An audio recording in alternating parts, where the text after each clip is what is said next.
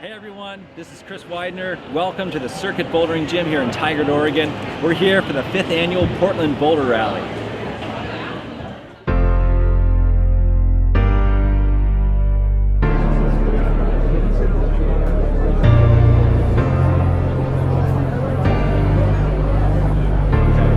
Because he said he was going to come.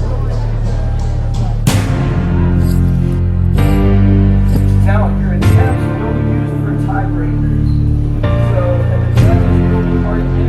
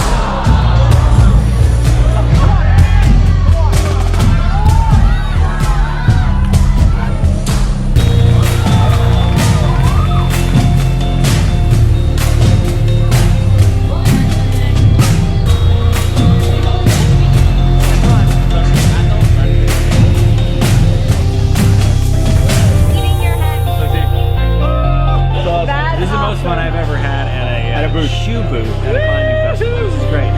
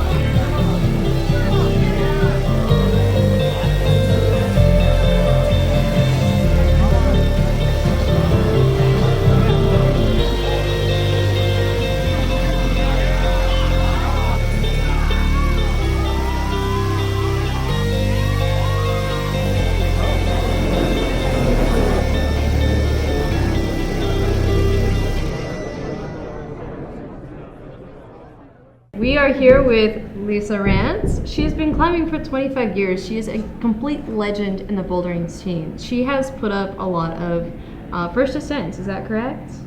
A few first ascents, more first female ascents. First female ascents. You were one of the strongest women back when climbing was growing, back when climbing was still new. And now you're still here, you're still crushing it, and you're here just to see what it's like to get on the boulders, and as I understand, you have a bouldering gym that you work with now with kids. Yeah, so a couple years ago, my husband Will's Young and I moved to Chattanooga, Tennessee, and we had an opportunity to start the High Point Climbing School out of a gym called High Point Climbing and Fitness. Climbing all the time. Yeah, it's great for training, right? It is amazing for training. I've never lived by a gym, and I'm kind of now kicking myself that when I was actually into competition climbing, I didn't live closer to an actual climbing gym. Yeah, I mean, climbing outdoors gets you really strong anyways. It doesn't always directly translate, but it works really well, right? Well, I definitely have enjoyed, being mostly an outdoor climber over the years, and it helps with technique and learning a variety of types of climbing. Yeah. It all helps with teaching other climbers how to improve their climbing, but it just sort of felt like, now I'm going to the comps with the kids, and I'm kind of like encouraging them to, become better competition climbers. Right, of course. And I just sort of feel like, I haven't been to an indoor comp in so long. I really should kind of get back in touch, see, who's new competing. Jump back into it. Yeah, we're glad to have old you. friends and see what the stylist setting is. Yeah, well, great. So this event is the Portland Boulder Rally, and it's your first time. Are you excited for this? I'm very excited, actually. I'm here just to have fun. I'm not taking it seriously in terms of doing well. I have no expectations. So to me, it's like a big social event. I haven't done this in a while. Right. So. You're just psyched to see how it goes. Awesome. Yeah, just have fun, climb. Yeah, and so you've never really been to this gym either. It's a new set of boulders, so to speak. Yeah. But you've seen the other circuit. What did you think of the other circuit when you went there, the Northeast location? I have family in Portland, so I've been coming here for years. I've climbed it, the Southeast and then the Northeast. Okay. And the circuit, they've always been really good to me and my husband. So yeah, they have this community vibe, right? Yeah, I love it. So when I come here, I always go to the gym, do a little training, and I just happened to be there, and Chloe was there and was asked, hey, want to do our comp? Yeah. So that's how it all kind of fell together. I didn't realize there was a new location. That's how out of touch I am with what's going on. So it's new. I think it's only 2 years old, 3 years old. Yeah. Well, I was here a few weeks ago.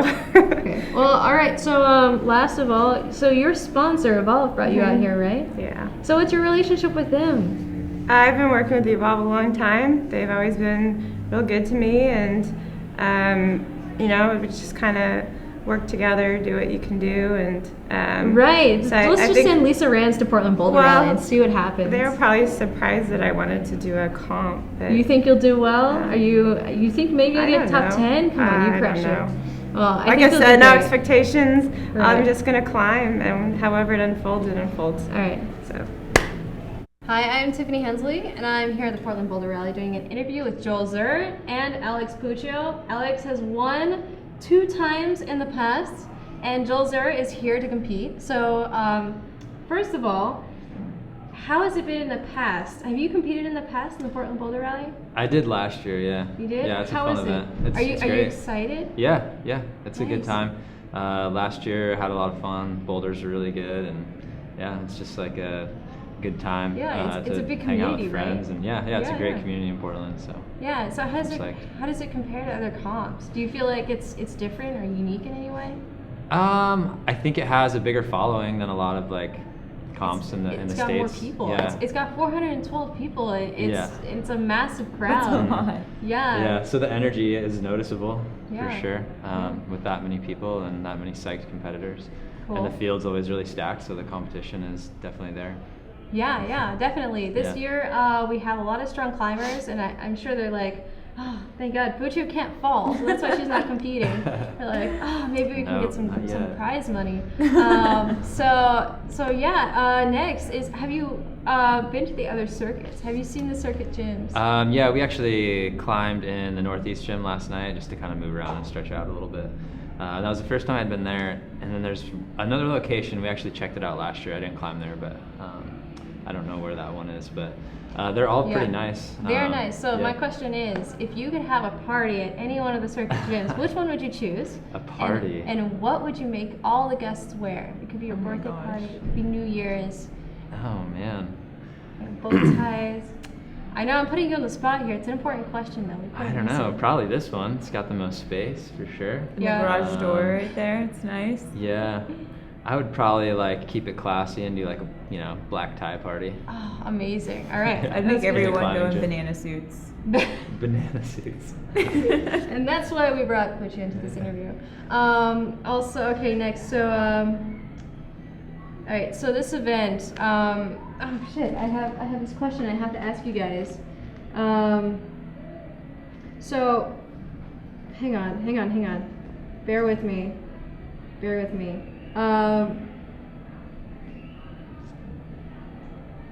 Dang, shit. Can we We'll cut it out. cut that part out? Sweet, thank God. go over your phone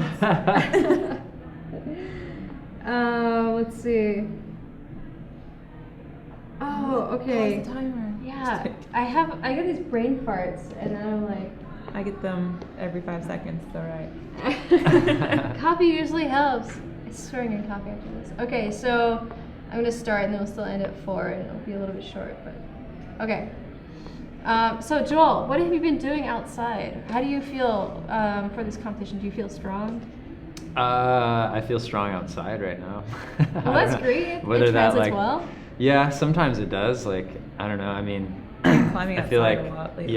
yeah, definitely. That's mostly what I've been focusing on, and Have you I feel been- really good. But I don't know. Sometimes it transfers to indoors, and other times I feel like it doesn't. So it just depends. Yeah, But- yeah. So have you been highballing in Colorado or getting on some granite? What? I've been mostly climbing at the park, not necessarily high balls, but yeah, I just have a lot of different projects I've been trying, and I've been able Cool. to do a few this summer, which is cool. And, What are you working on? Currently, I've been trying Freaks of the Industry a little bit. I Oh, spent a couple nice. days on that. That thing's really cool. And nothing really else in particular. We went out and climbed up at Stinkbug the other day, so Alex could try a boulder up there. Oh, And, nice. Yeah. Wild Basin. yeah, Wild Basin, we've been climbing Yeah, up so there a little bit. we've just been climbing outside Yeah. a lot and not really. It's actually been really hot though, so it's been Ah, hard to like Colorado. try a hard project and like stick with Okay. it and see progress. So Hey, so I'm here with Nacho Sanchez. He's from Spain, and we're gonna talk a little bit about the Portland Boulder Rally because this is your first time. You've never been here, right? You've never even been to Portland. Yeah, it's my first time here. Yeah. Oh, cool. So what are you expecting? What have you seen walking around the climbing gym? Well, it looks amazing. It's much better than any of the climbing gyms I've ever seen in Spain. So, Really? Yeah, Oh wow. or anything And like this. yeah, it's very powerful. It's all Yeah. very steep. How Yeah. do you feel? Do you feel strong? Have you been climbing anywhere recently? Steep and overhanging. I've been to Rocklands in South Africa Oh, last wow. summer. What'd you do out there? My main goal was to do monkey wedding, 8C. Monkey wedding. Oh, what's that grade? Yeah. What is it? Is it Well, 8C. in- 8C? Yeah. Is that B14?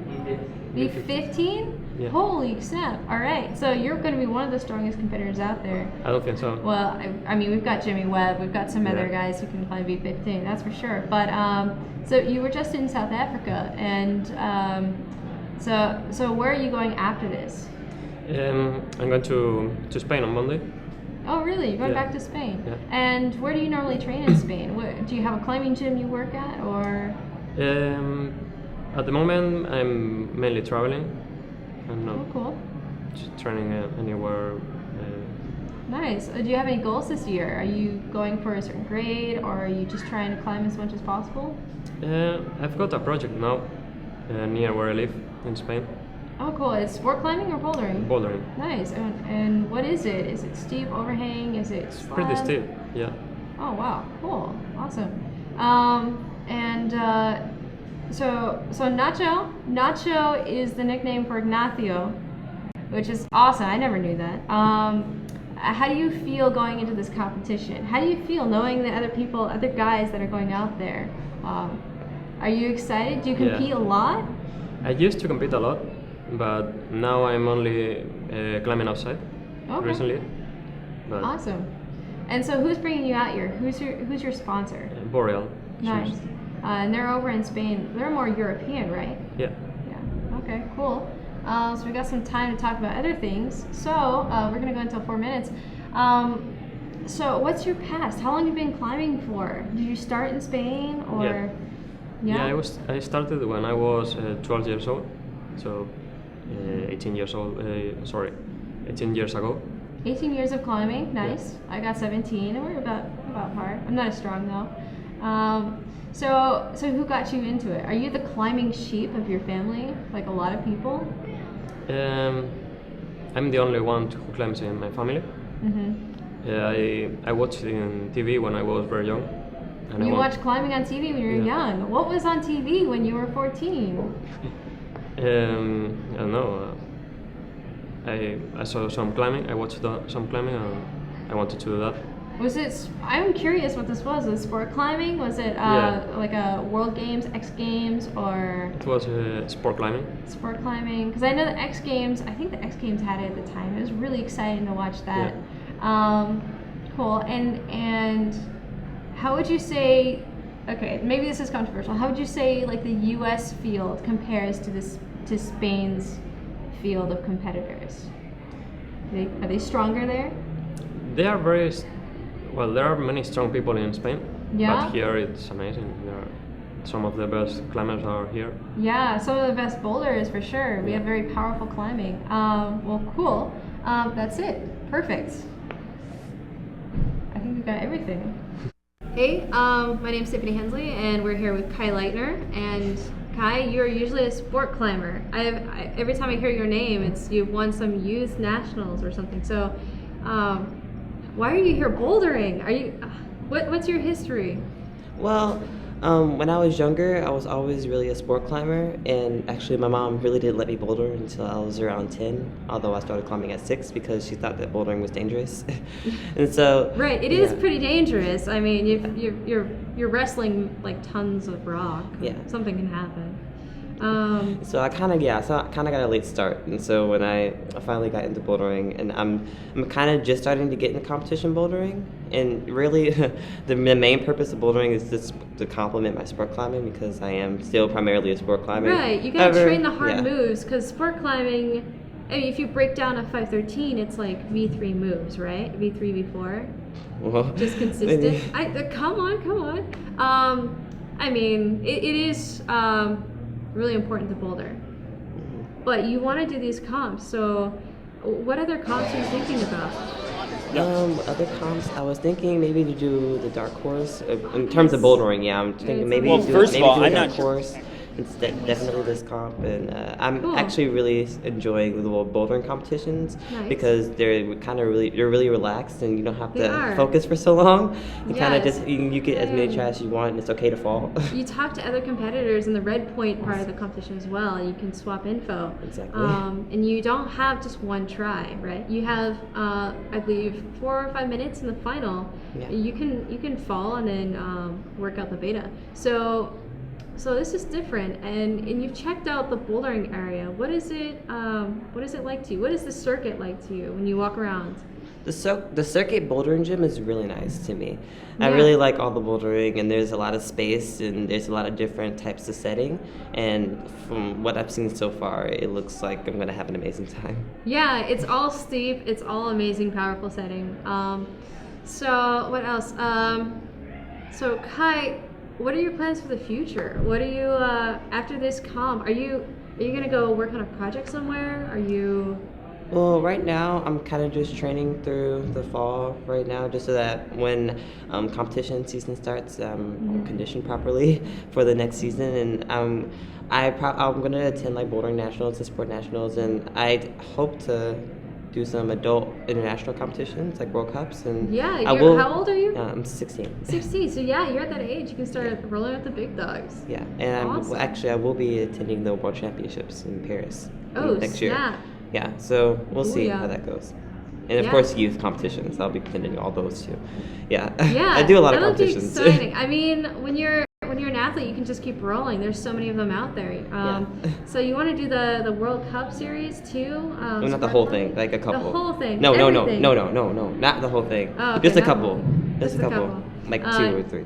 Yeah, traveling gets expensive, right? Yeah, they have like one in Canada next year, so that's why. Nice. It's not gonna be is too that bad. in Toronto or Ontario?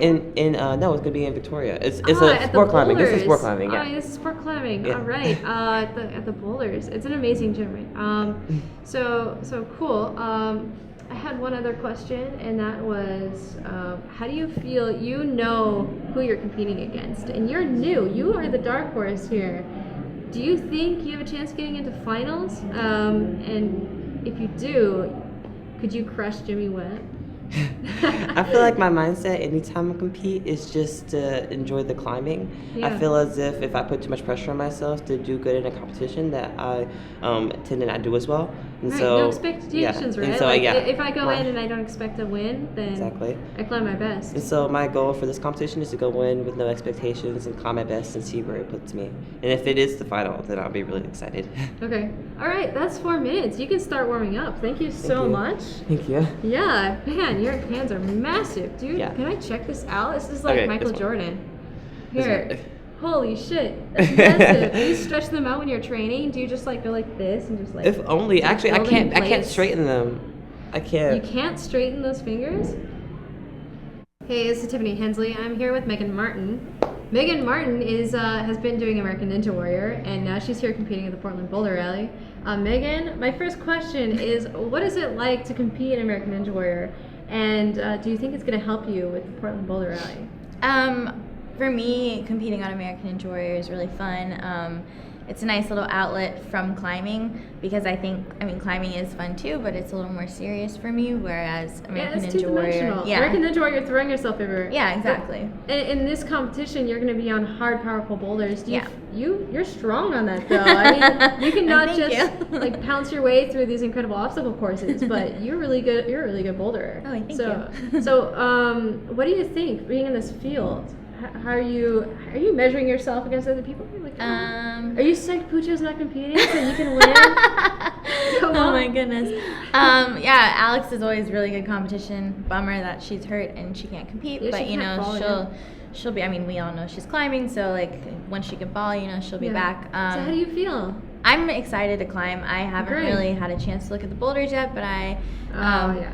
Angie's been out looking at them, so she'll fill me in on what I need to know. So I'm Yeah. really excited to start climbing today. Of course, and that's great that you work together with other athletes. That's really what bouldering is about. And the Portland Boulder Rally for sure has this awesome vibe in the past, where it's like you're climbing with 400 other competitors, and it's a big comp. What was it like? You competed last year, right? Mhm. What was it like last year? Last year was really fun. I loved the boulders, and then I was really psyched to be in finals last year, and I thought those boulders were great too. They were very acrobatic. Oh yeah, that's fun, right? Yeah, it was so Very much good. fun. I had a blast. Lost some skin, but other than that, it was a great time. Yeah. So what else? The circuit gym. You've been here before. What do you think about the circuit gym? When you like word association, circuit gym. Awesome. Yeah, right. They have 3 branches. They're Yeah. massive, and they have a great set of setters as well. Yes. The walls are really nice. They're Yeah. fun. Good angles. What The top of the wall. What area does it remind you of when you walk in there? Do you What feel like you're in area? Fairyland, or do you feel like you're in Font, or? I've never been to Font, but I'd You've love to never go to. been? No, so sad, right? I've should never been to go. Waco. What? Don't judge me too harshly. At least you've been to the circuit boulders. I mean, Yeah. that's one of the 3 famous areas. It in really North is. America, It right? really is. Yeah. Let's see. We still got a minute and a half. So, who do you have to thank? What sponsors? I have to thank Adidas Outdoor for getting me out here, and then Evolve as well, 2 of my bigger sponsors that have always been helping me along the way, which is really great. Great, awesome. Because we all need a little help, right? Yeah, definitely. to get out here. So Yeah, really yeah. thankful for that. Yeah, we travel around a lot. Where have you been recently? Where have you been climbing and training? I've been training in Colorado, in Boulder. I was in Boston like a couple weeks ago with a little quick trip to New York City too for fun. Oh, nice. Yeah. Scaling buildings. Yeah, scaling buildings, basically Spider Woman. Yeah, It's then, totally and then base fine. jumping. Yeah, right. Oh man, Just that would be a incorporate little that much. So you've been outdoors a lot? I went to the park, Rocky Mountain National Park, like Oh, of last course. week, which was nice. It was kind of hot though. We I've need some heard it's cooler been hot. temps. It's been a little hot. Yeah. I mean, So you I'm- get those soon. At least in Yeah. Portland, you're getting that. You're getting Yeah, some nice this is friction on nice. the Yeah, I'm the liking the 5-star cool area air. here. The Yeah. 5-star circuit climbing gym. I love it. Are you gonna climb a little bit afterwards? Are you staying in Portland, or are you gonna leave? I'm leaving on Sunday night, so Ah. I probably won't get to climb much. Oh, But too I have to bad. coach at ABC on Monday. So Oh, hells yeah. yeah, To the gotta work with prodigies. those children. Gotta Yep. inspire them. All right. Well, All of thank the you very much. prodigies. Thank you. Hey, so I'm Tiffany Hensley, and I'm here with Nathaniel Coleman. So Nathaniel has actually won 2 second places in World Cups recently, And was one of those in Arco or both, or? One was in Toronto and one was in Vail. Nice. So- Oh, wow. So in your home grounds, cool. Yeah. So you're a strong competitor in the Portland Boulder Rally, but have you been here before? Is it your first time? No, it's my first time, and I'm It's really your first excited. time. Oh, cool. And you've like walked around like the boulders. What do you think? They look really hard, but also really tricky, which I like. Okay, so you're more of a technical climber? I'm more of like a dynamic, athletic climber, I think. Okay, that's a So- good combination. Yeah, Sick. a lot of run and jumps or dynos. I'm all about. Oh, well, hopefully we'll see some of that. That's always really exciting. Yeah. That's one of my favorite styles as well. And the circuit. Have you seen the circuit before? What do you think about it? What do you think of the landscape? It's a cool gym. I've seen it from just past live streams of the Portland Boulder Rally. Oh, cool. You've been watching the other videos. We Oh, have for some sure. highlights up from the past years. How do you feel going into the comp? Are you like aiming for winning? Are you the no expectations kind of guy, or are you just trying to beat one other person out there? I like, nemesis. yeah, I like to be the no expectations kind of guy, but I do have to say that I really want to make finals. Oh, nice. If I do that, good luck. Thank you. If I do that, then I don't care. Yeah, I mean, yeah. Cool. And so how long have you been bouldering for? You're only 18. Yeah. So do you start when you're really young? Fairly young, yeah. I started when I was 10, almost 11.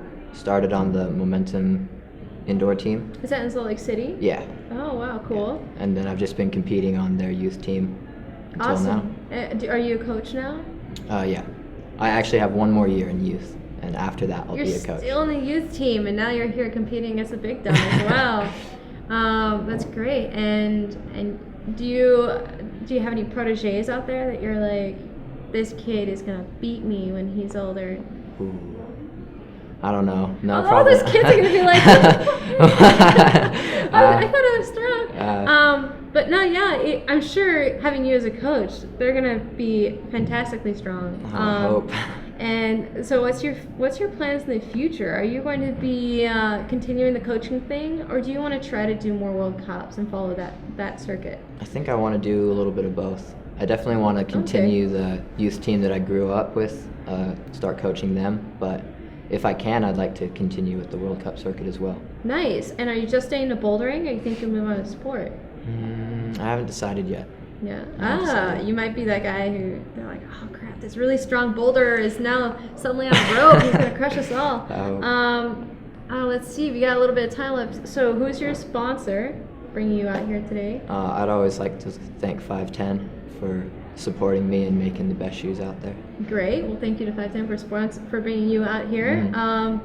And anything you want to add? Any thoughts about the competition? Expectations? What are you hoping for? What's your strategy? Do you have a lucky pair of underpants you're wearing? Batman on the back. No lucky underpants, but Oh, come on. I do have a strategy. It's to What's the strategy? warm up before the comp starts and go out and send the 5 hardest boulders to get into finals. All right, well, I will let you do that because we've been in here doing this interview before we start. We're about to start. It starts at 11 a.m. and I'll be climbing out there with you, so I'll see you out there. Cool. All right, thanks for this interview. Yeah, sure. Thank you. Hey, I'm Tiffany Hensley. I'm here interviewing Angie Payne for the Portland Boulder Rally. Angie, thank you for joining us. Thanks for having me. Yeah, and you're here from Colorado, and have you been crushing out in the Rockies this season? Oh gosh, I've been trying. You were the first woman to send B13. I'm just gonna put that out there for people who don't know who Angie is. Yeah, I guess it was. Fall hasn't really come to the Rockies yet, so the season. It's still warm, right? Well, I think it just got colder today when I came here. So and now you're poor here. timing, but Okay, the season was pretty good so far. I Yeah. had finished up some stuff that I had left unfinished in years past. So yeah, it's been good. What was that? What did you finish up? I just finished up a couple of like random things that I had not spent time on because I spent a lot of time on one boulder problem for 4 years. So What's that? pretty much Freaks of the everything Industry? else Which I one was that? left untouched. Yeah, Freaks of the Industry. Yeah. And then you finally sent that. I did, Nice. yeah, last season. So way to this finish season that has up. just, thank you. This season has just been not getting attached to anything in particular. Nice. It's been good. And you've actually written stuff too. You're one of those athletes that can write. So Nice. I read something I try. about bouldering and how awesome it is, and then you actually appreciate the alpine. You know, I do. You get out of your bubble I and do, you're frustrated. Yeah. Yeah, and it's therapy. You're just like, It is, oh, yeah. look at me, I'm in the mountains. I'm in Yep. the Rockies. What better place is there to be? Yeah. So yeah, it's been a good season. Didn't get that cold until I left, but hopefully it'll be a long season. So when I go back, it'll be waiting. Yes. And so Portland Boulder Rally, you've competed here before, right? I have. This is my 3rd year. Oh, Yeah. nice. And how's it been every time you come to this event versus going to like a USAC event where there's you're thinking about the World Cup? This one is for the money, right? It is. Yeah, if we want to be honest. No, it's been good. The first year, I didn't know what to expect. It was really fun. It's everybody packs in in finals, so it's really like high energy crowd. And that's really nice. I like that. And yeah, it's different having to do the red point first and then the finals. Like adds a different level of anxiety, I think. It does. But working your ass off.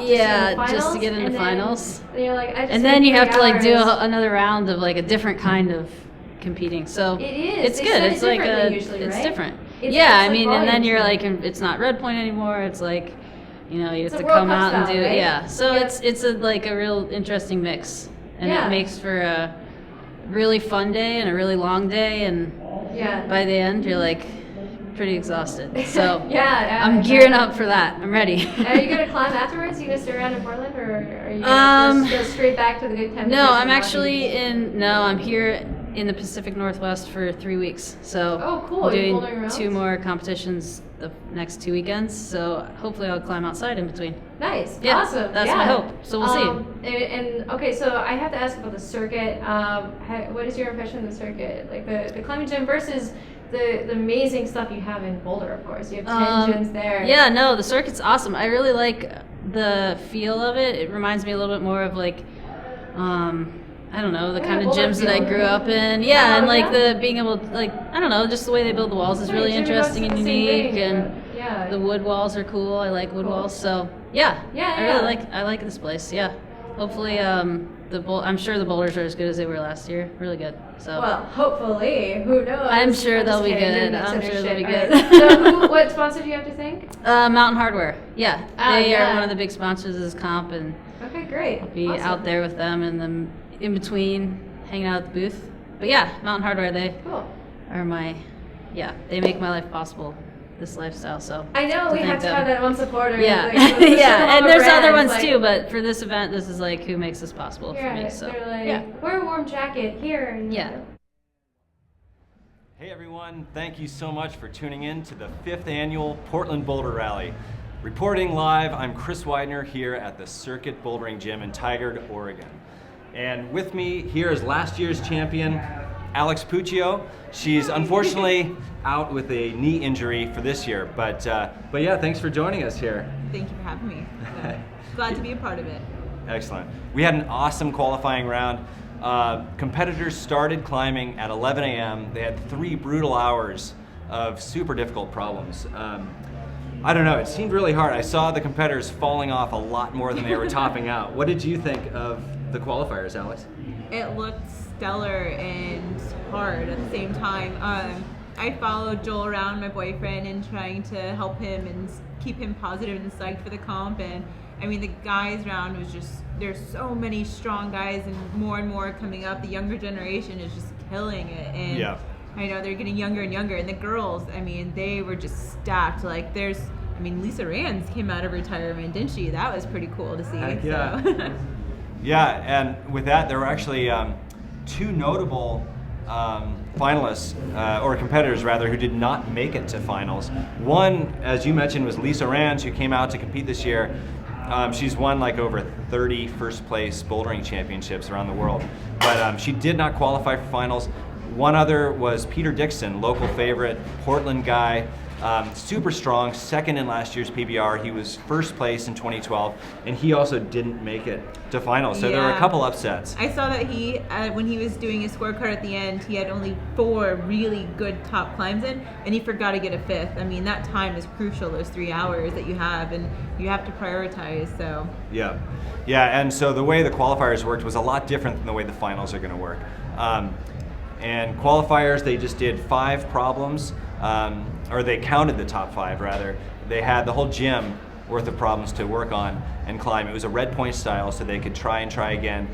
And so, yeah, we'll explain the finals format here in a bit, but first we're gonna shout out to all the sponsors.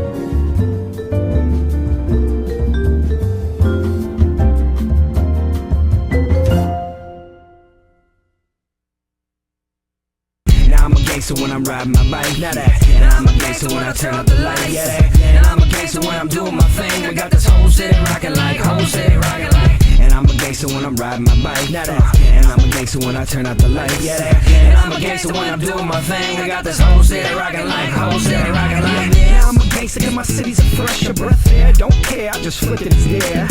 Forthcoming new sound with a marvelous talk. I caught it shorting down the boardwalk, looking for that short jump. Quick talk, baby, be that hip hop, strutting in the flip flops. Gimme waist stop funk, honk honk. I beat bad motherfuckers. Practice putting it perfect, work it out your person. Till the grass you're seeing outside is so green, oh so fertile that it's all worth the while. Clouds turn into crowds, frowns turn into smiles on the shroud of this newfound power. And through this careful interactions, your surroundings are connecting to you, stretching to this mesh of never-ending endings. Positive reaction, passionate and lasting. Yo, now it's that fire that's hot, double up the block, smashing cola, make shot. I call that Cadillac for what it is, then burn up your spot. On foot soldiers, armies, and tanks, and I'm in this brain. I'll bring your water to your city like I'm swallowing sand. If I only had a chance, I would make you dance. A melody, a beat ringing here from here to France. Chance no longer needed, stand we so free. She told me not to worry, you're a star, shooting stars fall. Look at me, I could be a movie star. You might see me riding in a fancy car.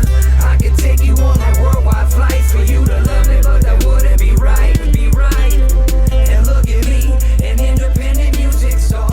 You might see me playing in a crowded bar. We could talk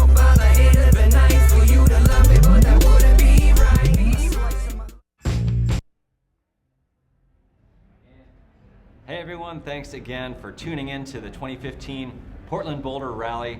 I'm Chris Widener here with Alex Puccio. Now, our finalists this evening are Kyra Condi for the women, Angie Payne, Megan Martin, Lisa Chulich, Alana Yip, and Kasia Pietras. And that was the order that they finished in qualifiers.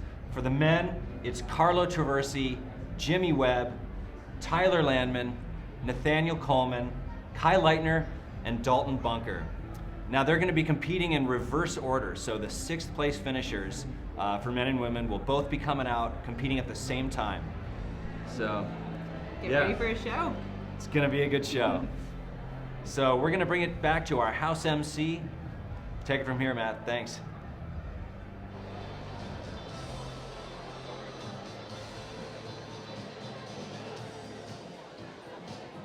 All right, this would be another good time to tell all those tall, lanky gentlemen, just like myself, that it would be a little bit cooler if you guys all try to stand towards the back or get a little low as everybody. We all want to see the show.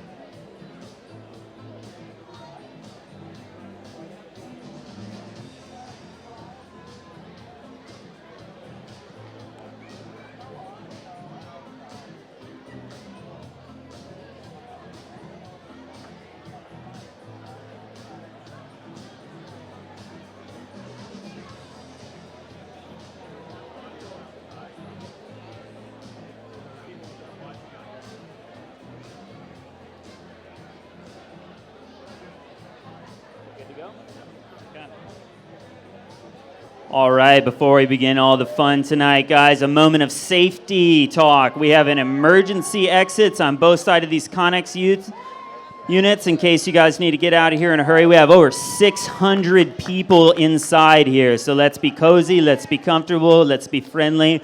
Let's not get too wild in the physical realm here with each other. We all love each other. And also, please don't stand on the bleachers. They're not super duper stable, and you definitely don't want to be the guy who falls all over everybody. That just ain't gonna look good.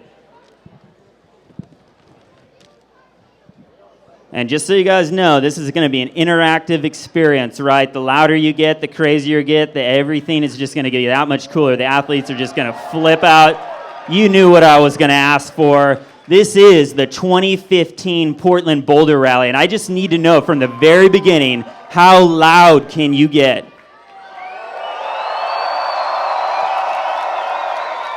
Yeah, okay, that's pretty good. That's a great starting point. All right, thanks to our presenting sponsors, Adidas Outdoors, Evolve, Mountain Hardware, Petzl, Boreal Anti-Gravity System, and Senec for making this all possible, and welcome. Feel the passion. This is going to be awesome. The Portland Boulder Rally was voted top 20 beginner-friendly competitions in the country, and that's not even just climbing. That's all outdoor activity by Outside Magazine. You guys made this event awesome, and let's get going. So I just need to know, do you guys know how much money is at stake tonight? There's $10,000 cash purse. I want to hear $10,000 worth of yelling from you guys. Yeah, we want to see some reckless climbing. Let's get loud for these guys. Okay, we are ready for our competitors.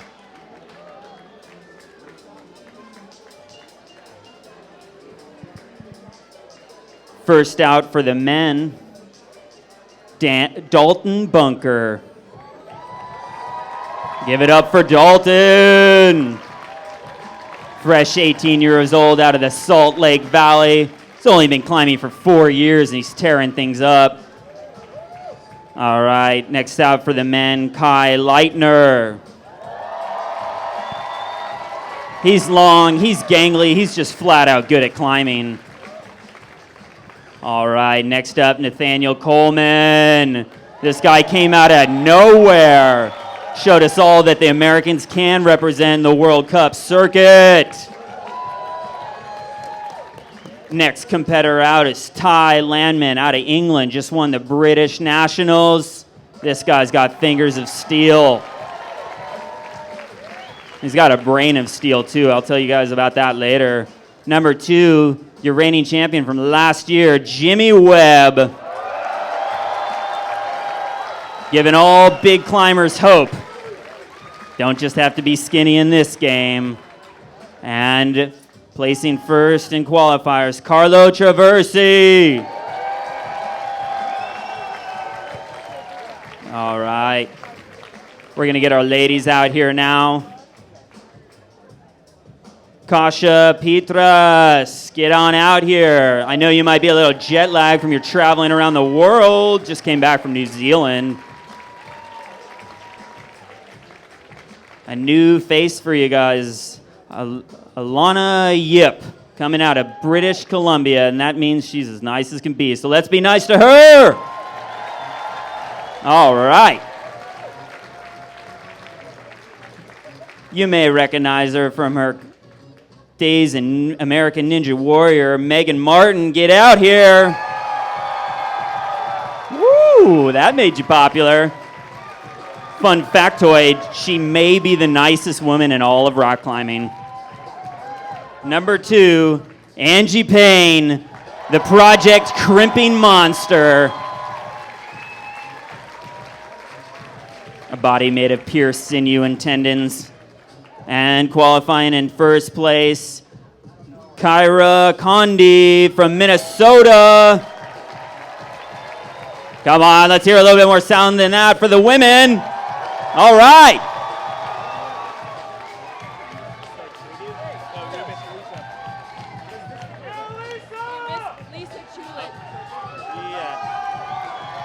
That's right. I totally played with you guys. We kept your local off the radar for just 1 second. Lisa Chulich, she's your Circuit Pro local. That's all the love you have for your local? She's going to have a stern talking with you next week.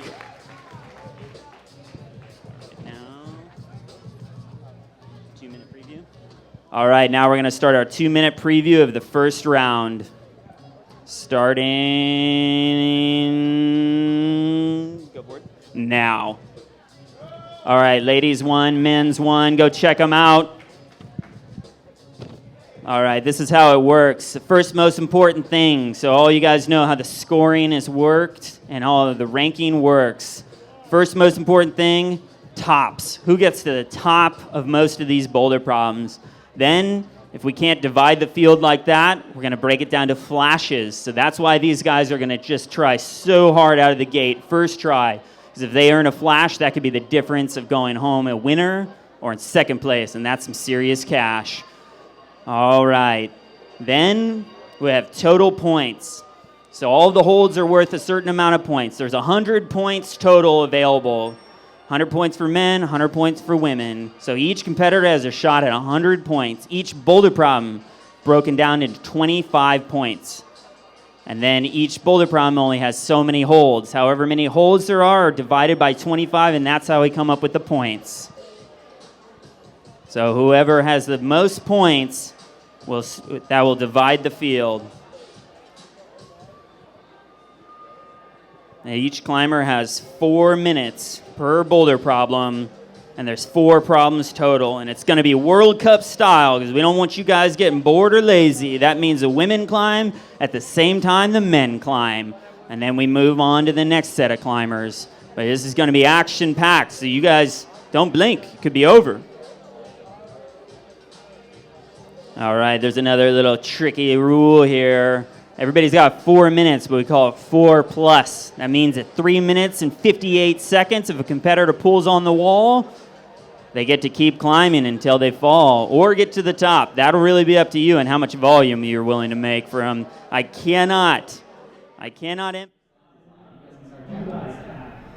So Alex, I love watching the competitors gather around and figure out beta. They only have 2 minutes to preview the problems. What do you think? Like when you're a competitor and you go out there and you see those problems and you know you have 2 minutes, what do you do? What do you think? Wow, it is like, you're kind of just in the zone. Like you just think about all possible options and you get your head in it. And then, if you have questions about something, sometimes you ask your fellow competitors and you don't want to give away every secret. I think like there's some things that you say and don't say. So what you're saying is you manipulate your competitors. In some ways, if that's the bad way to word it, yeah.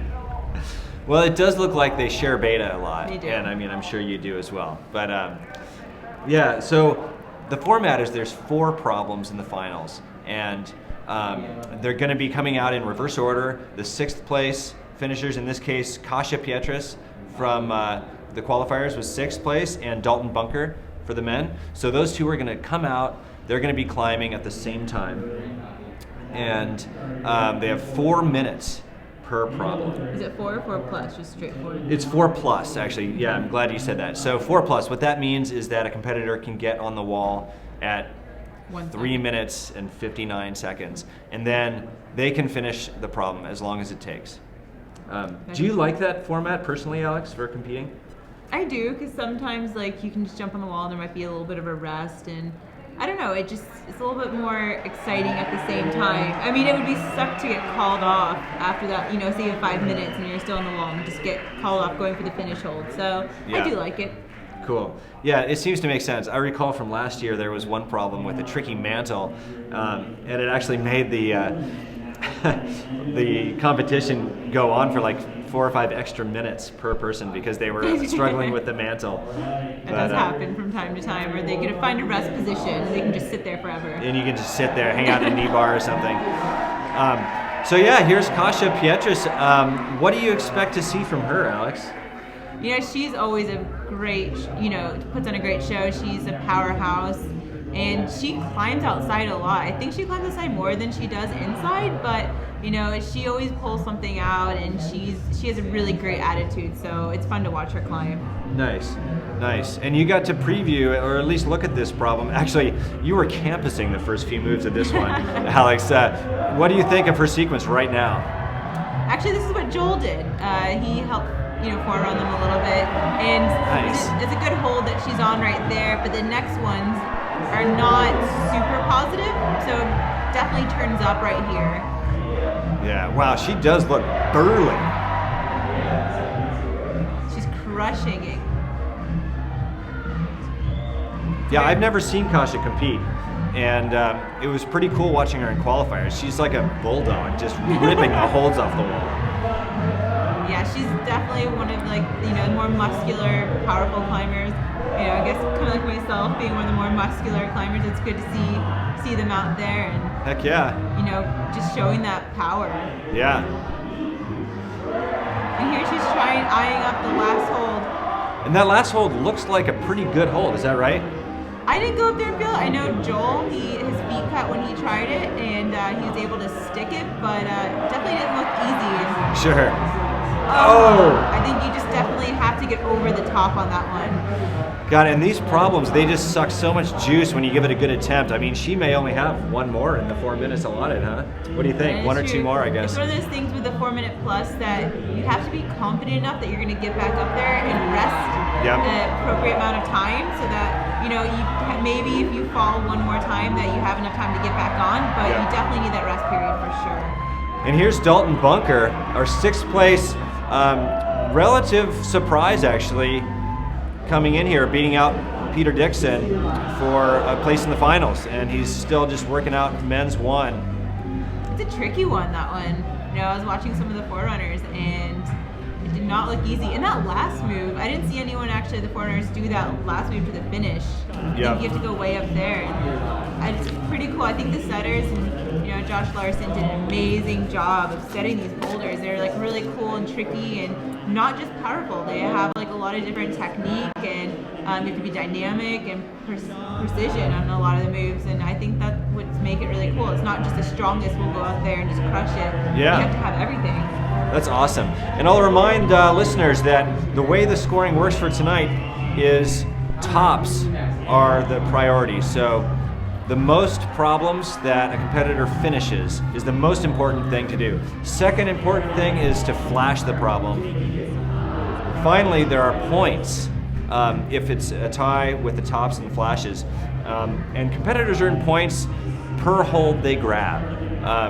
But basically, tops win, flashes are second, and then points are counted. And we'll update you as we go along on how the competitors are doing. Right now, Dalton is still kind of working on one, men's one that is. He's getting into the tricky bit where you have to come down to the upside down jug on really bad feet. So it's definitely a weird one. Yeah. There's Kasha with I think this might be her third attempt. Jeez. Correct. So she's probably feeling a little bit tired right about now, and they definitely made some last minute tweaks to this one to make it a little bit harder. Oh, okay. So this is Wow. and those they changed out some holds, made the footholds work. Yeah, footholds worse. So I think I mean she got to the top though, so I think we'll definitely see some tops on that first one. Cool. Yeah, I mean the way this is designed is as we go along, of course, the next competitor should be getting a little higher if all goes according to plan, but you never know. Exactly. That's what makes this exciting, right? Yep. I know that one for sure. How many times I've been first place going into finals at World Cups and only won one, so it happens a lot. And always I know Megan Mascarenas, she won the Vail World Cup and she was 6th going into finals on that one. Oh, that's right. Sometimes you have less pressure if you're last going into finals. Totally. You don't know how everyone else is done, but red point rounds do kind of show the strongest person a lot of times, or who perform the best out of a majority, or like out of a lot of boulder problems. Yep. So the strongest usually tend to be first place going into these rounds. Now, this year is really interesting here at PBR because last year's top 3 female finishers are not competing this year. So there was you, right? So you won last year and you're out with a knee injury. Second place was Megan Mascarenas. Yeah, and she's not here. And in third place was Ashima Shireishi, and she's not here. Never thought about that. So the females field is wide open. Here you see Kai Lightner. He actually barely made it into finals. That's worth noting. A route climber primarily. Doesn't boulder that much. Definitely doesn't do boulder comps that much. He's convinced. I talked to him in the red point round. He's convinced that he didn't make it in, and and so he was so stoked when he found out he made it. Yeah, and as always, his mom Connie's here, cheering him on. And God, he's making men's one look easy. It doesn't help, or it doesn't hurt rather, to be like 8 feet tall. He does have more body to have to try to control, but he can reach. It's just sometimes that control is a little bit harder. That's what Joel says at least. I'm like 5'2" and he's almost 6 foot. And he's like, I have more more body control that I have to try to control, I guess at least. Yeah. This girl problem's looking kind of hard. Yeah. So right there, you're looking at Alana Yip, a name I admit I have never heard before today. She's 21 years old. She's been climbing for 11 years. From Vancouver, British Columbia. And Alex, do you have any familiarity with Alana Yip?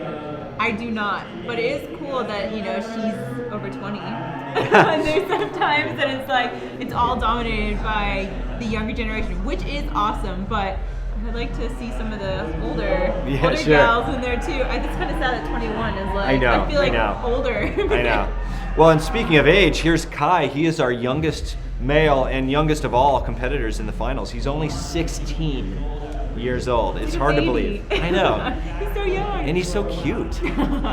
He's really sweet. And him and his mom are like some of the nicest people I ever get the pleasure to talk to. And he just has a great head on his shoulders. He's not cocky. He's just humble. And I mean, it's so nice talking to him. And he doesn't get, too worked up or angry if he doesn't do super well. He's, everyone has emotion, and you can see it in his face that he, sometimes if he falls, he wishes he did better, but he's still always positive, and he comes through, and it's really awesome to see. Yeah, there's only a few people you can always count on when you look across the gym and you can see him smiling, and Kai Lightner is one of those guys. He's always smiling. Okay, except in that shot, but he's probably wondering how much time do I have left right now. Exactly. Yeah. So competitors do have 4 minutes, and they have a clock behind them, so they can tell when their time is ticking.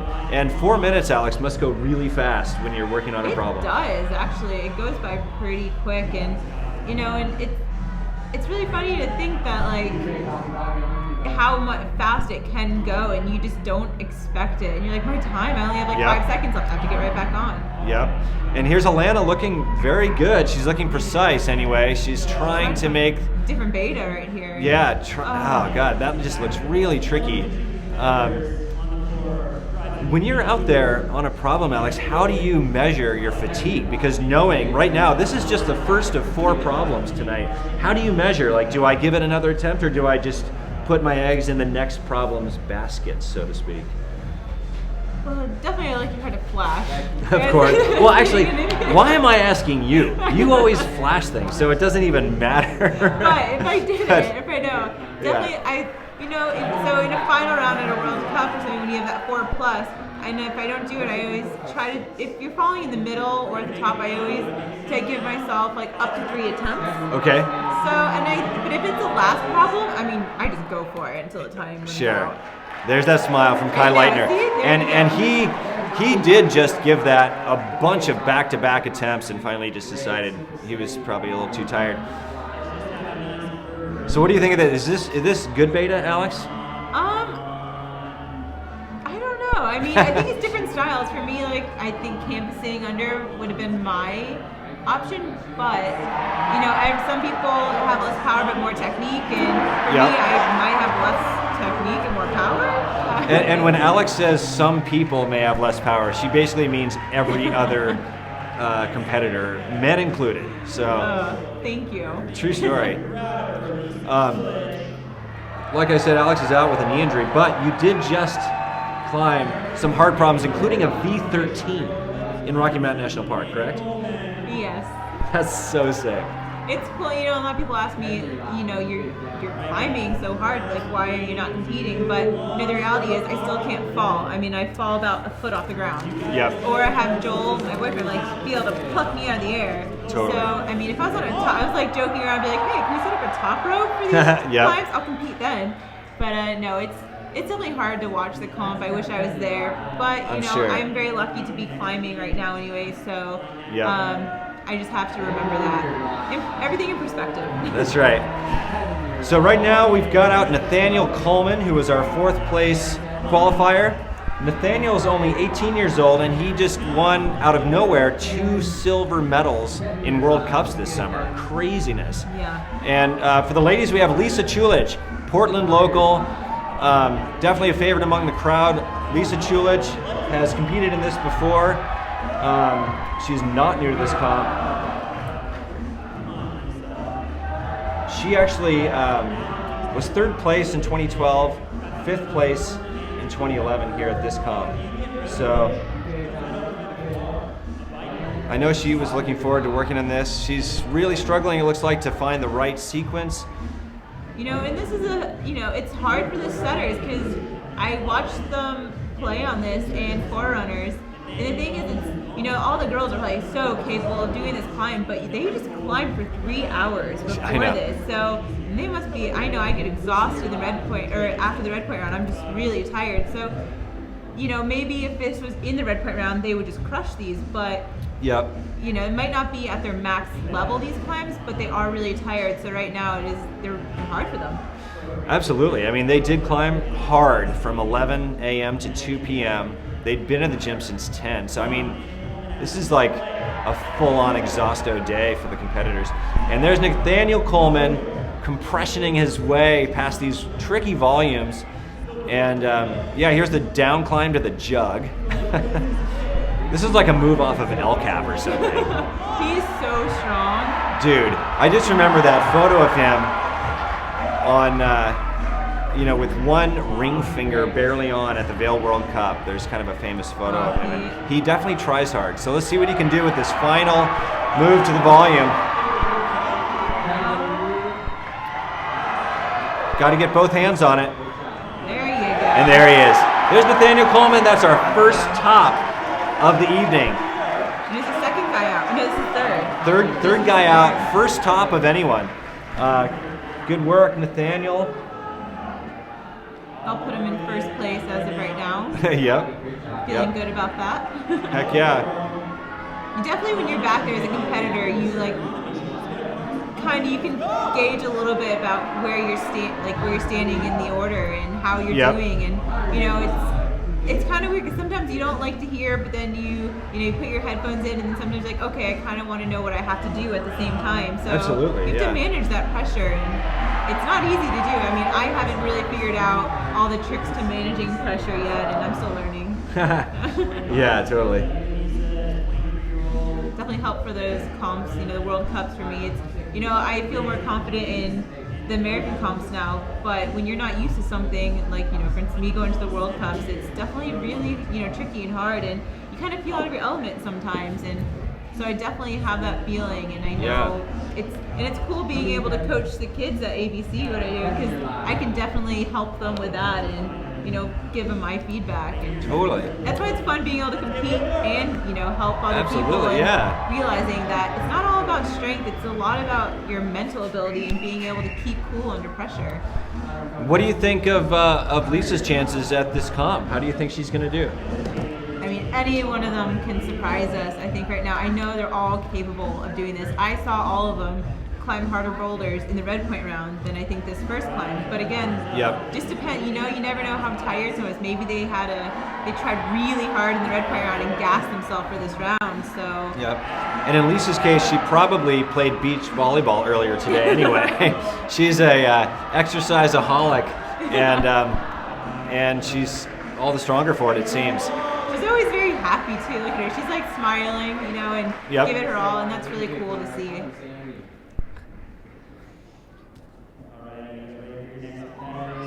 Next competitors coming up, then we have Megan Martin from Boulder, Colorado, hometown for us. Yep. And Ty Landman. Now, we haven't seen Tyler Landman, at least I haven't, in a long time. I mean, he's kind of like a badass. He's in and out of retirement all the time. Totally. And he's like working in a lab in neuroscience now in the Bay Area. And so he's not a pro climber per se, but he still climbs V15s. He still puts up some super hard grit routes. He did a very famous one relatively recently, the Smiling Buttress at Kerber in the UK. Here's Megan actually making this look pretty easy. Yeah, I knew she's another powerhouse just like Kasha, and she's been training really hard. I see her in the gym all the time, so oh my gosh. No surprise that she just made that look like a walk. Well, she just flashed that one, huh? Yep. And that's awesome because it just compounds itself. She's just saved so much energy. She now has a huge step ahead of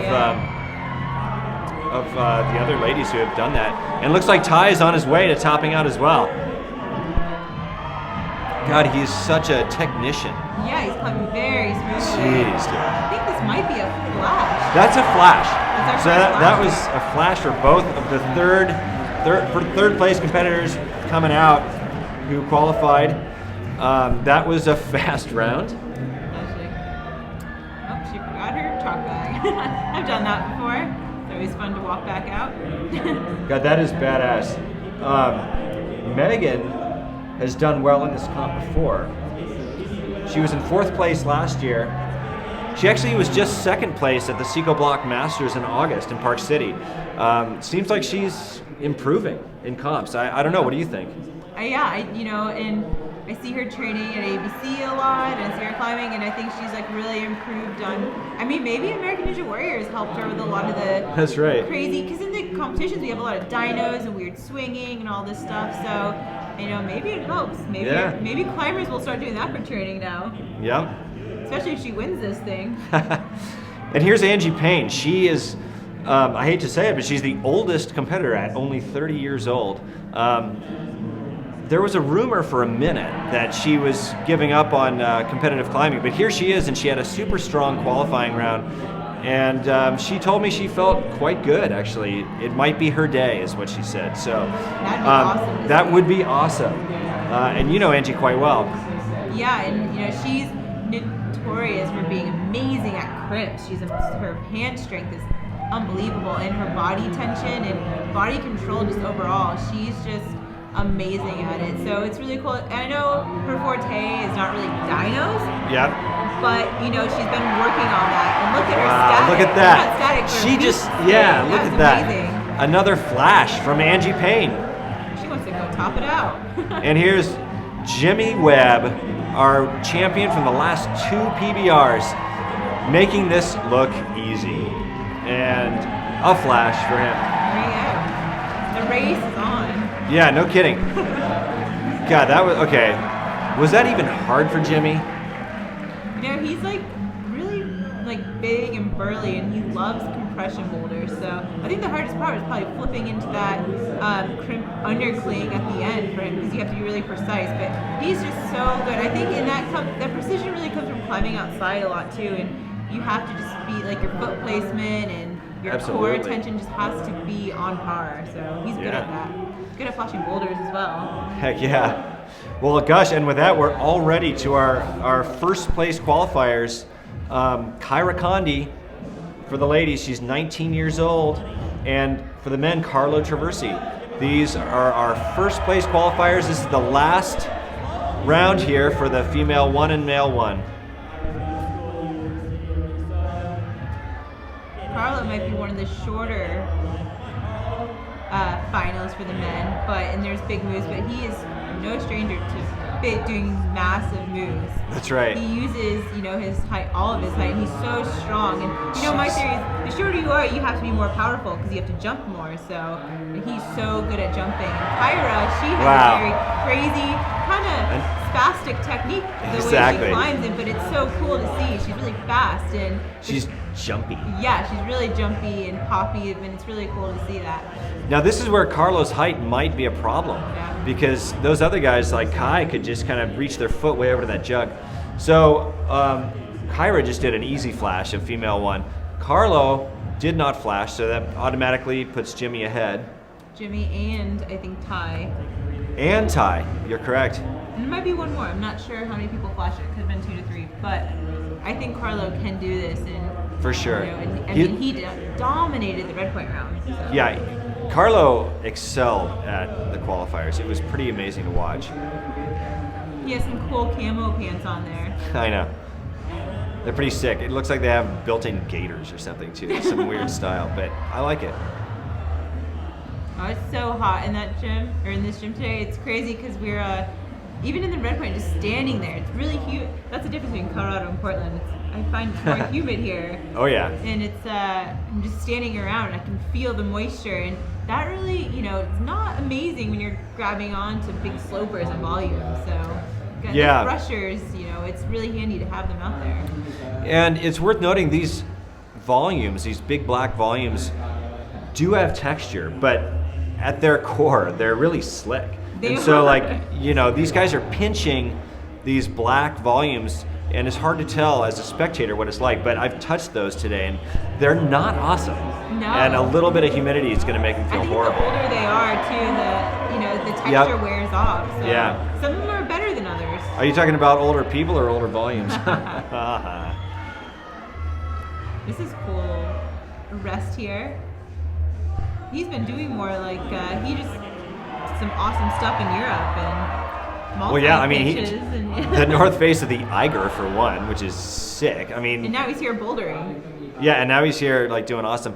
Now, he actually mentioned to me earlier, he was like, yeah, well, last year I did super well in the qualifiers also, and I bombed it in the finals, so hopefully not this year. We'll see. It looks like he might be losing a little confidence actually at the moment, but hopefully he can just pull it together. And like you said earlier, just kind of, you got to refocus. Yeah. You got to really master your mind in order to try repeatedly when he didn't see Jimmy, but he could hear from the crowd that Jimmy and Tyler, they flashed him. You just know, don't you? Yeah. And that's that's the part. Sometimes you want your headphones in, and sometimes you want to know if you have to do it or not. And, yep. That's it's a hard one to manage. So yeah, Carlo, in any case, whatever happens here, is going to be a lot more tired than Jimmy and Tyler, that's for sure. Oh my gosh. Okay, he's trying something radical. I don't know if this is going to work. It'd be impressive if it does. Oh my. Dude. Oh, that was close. Now he's going to get points. He's going to get mega points for that, but again, tops are what matter by far the most. So if he does not top this problem, that's going to be kind of an early dent in his chances.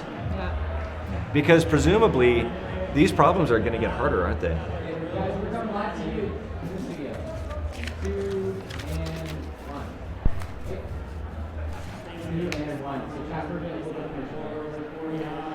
All right, so far this has been awesome. We've just watched the first problem for the men and the women and had a couple flashes on both sides. What did you think of this, Alex? I'm glad they made those tweaks on the women's first problem. You know, it looked hard in the first few people out, but then we had 3 flashes. So, and you don't want everyone to flash the boulders. You want it to progress on. So that was really good. And then the men's, we had about 3 flashes as well. So yep, that's really cool. I mean, that's a great start, and I think the setters should be very pleased with that. Yeah, I would imagine they are. They've already separated the field, Jimmy Webb and Tyler Landman for the men. And for the ladies, let's see, the flashes were the top 3 qualifiers were Megan Martin, Angie Payne, and Kyra Condi all flashed the females. So and they all kind of did it a bit different too, which is really cool. Yeah, it's nice to unique.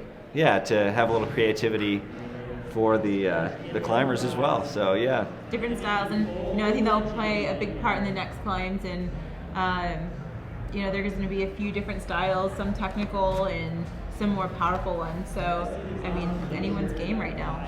Yep, this could really go any direction. So here we are live again. Thanks for tuning in. We're at the Circuit Bouldering Gym in Tigard, Oregon. This is the 5th annual Portland Boulder Rally. I'm Chris Widener. This is Alex Puccio.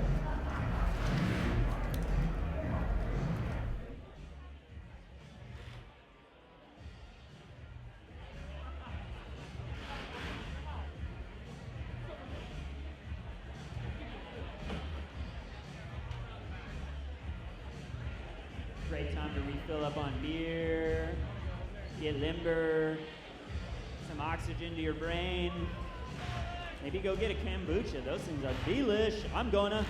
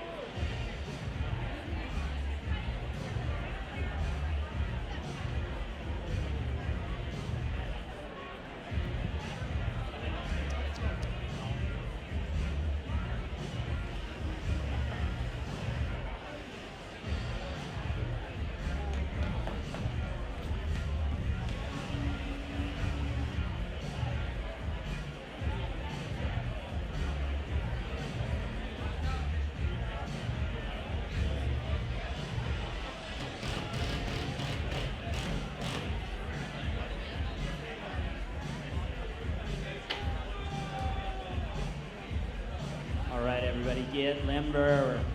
In 2 minutes, we're gonna sit back down, and we're gonna watch the magic happen.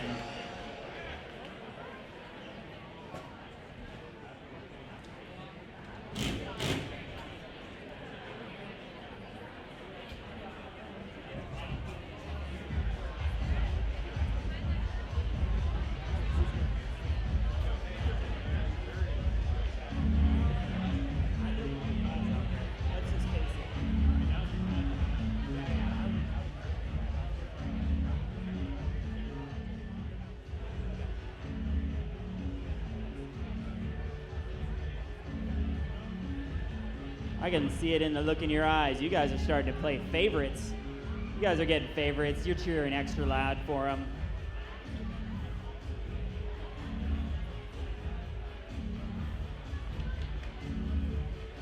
Man, this is a sweet comp.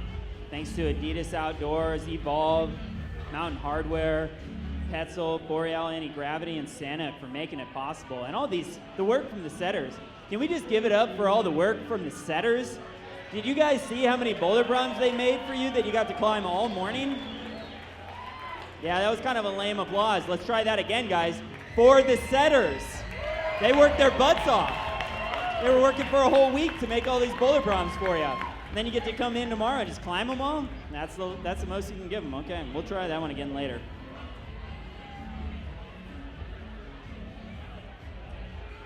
Takes real passion to make a comp like this go off. A lot of work, guys. Feel free to grab one of those guys that has a shirt that says setter. Buy him a beer. They won't say no.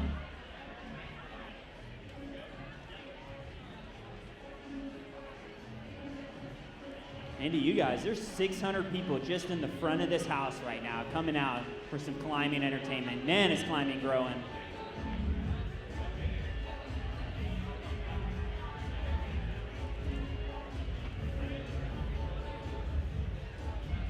World-class field here. B15 sends are a dime a dozen with these guys.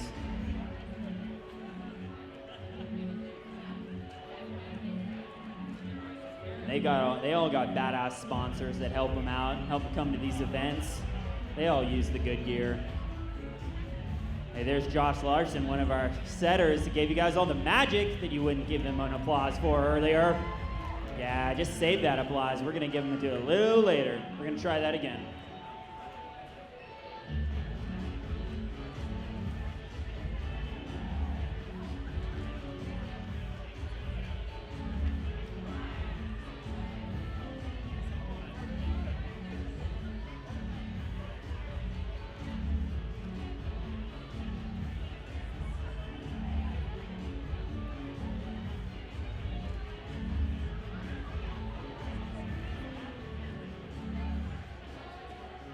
Just as we're about to start the comp again, I'm gonna tease you guys. Smokin' Oak outside for the next 20 minutes only is pulling those sandwiches down to $5. Ooh, that's a toughie. Get a delicious sandwich or be in front row for the next stage of the comp. Sounds like a win-win either way. You can't make a bad decision there.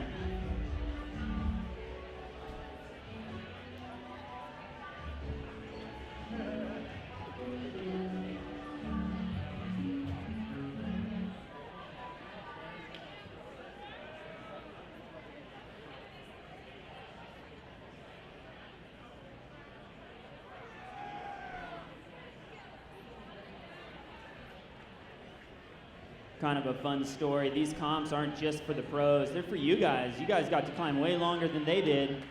Had huge sessions in the morning, 2 different shots at it. The corporate climbing teams for the Columbia Sportswear, which owns Prana and Mountain Hardware, all collected athletes from their own squad. Angela Payne was the captain there. And they all battled it out tonight. Comps are for everybody. This is just the candy you get at the end. The real meat of the comp was earlier when you guys got to climb. Yep. Also, while I'm up here, I've got someone I've designated in the back with some fresh t-shirts. I've told her when I point to one side of the room, it just gets real loud and the other doesn't. That's where the shirts are gonna get thrown. So if you guys want some shirts, it's just gonna cost you some volume. All right. I'm impressed with the center. All right. Okay. So you guys aren't asleep. You're not asleep. Okay. Well, I'll tell you what. Let's try that again. Are my shirts ready? Are my shirts ready? Let's get 3, 2, 1. Who gets loud? I'm impressed. Let's go shirts all around. 1, 2, 3 out there. And I thought you guys were asleep. Turns out, not so much. All right. Got a lot of work from our setters. Phil Simons out of Dallas, Texas, came out here for a week of setting, level 4. That's prestigious. Josh Larson. He flew over from France for this. He wanted you guys to have some top-notch boulder problems. That's why he put a week of work in here. Hailing out of the Massachusetts state.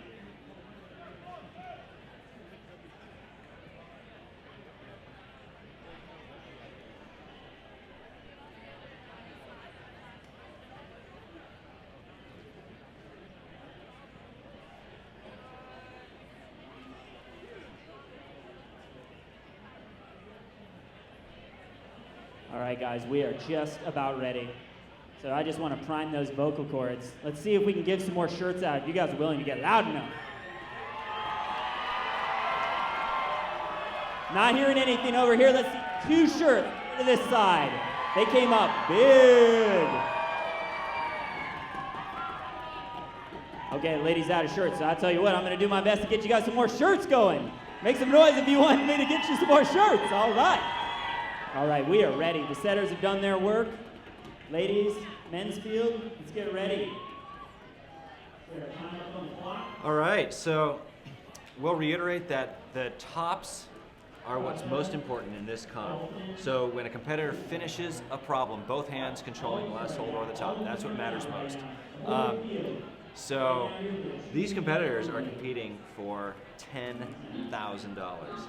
That's a lot of money. I think it's like, was it $2,000 for first place and then down from there? That's right. It's going to be $2,000 for the first place for both men and women. It's going to be $1,400, that is, for the second place, $900 for the third place finisher, $500 for the fourth, and $200 for the fifth place, which just means there's going to be one man and one woman who does not get the cash.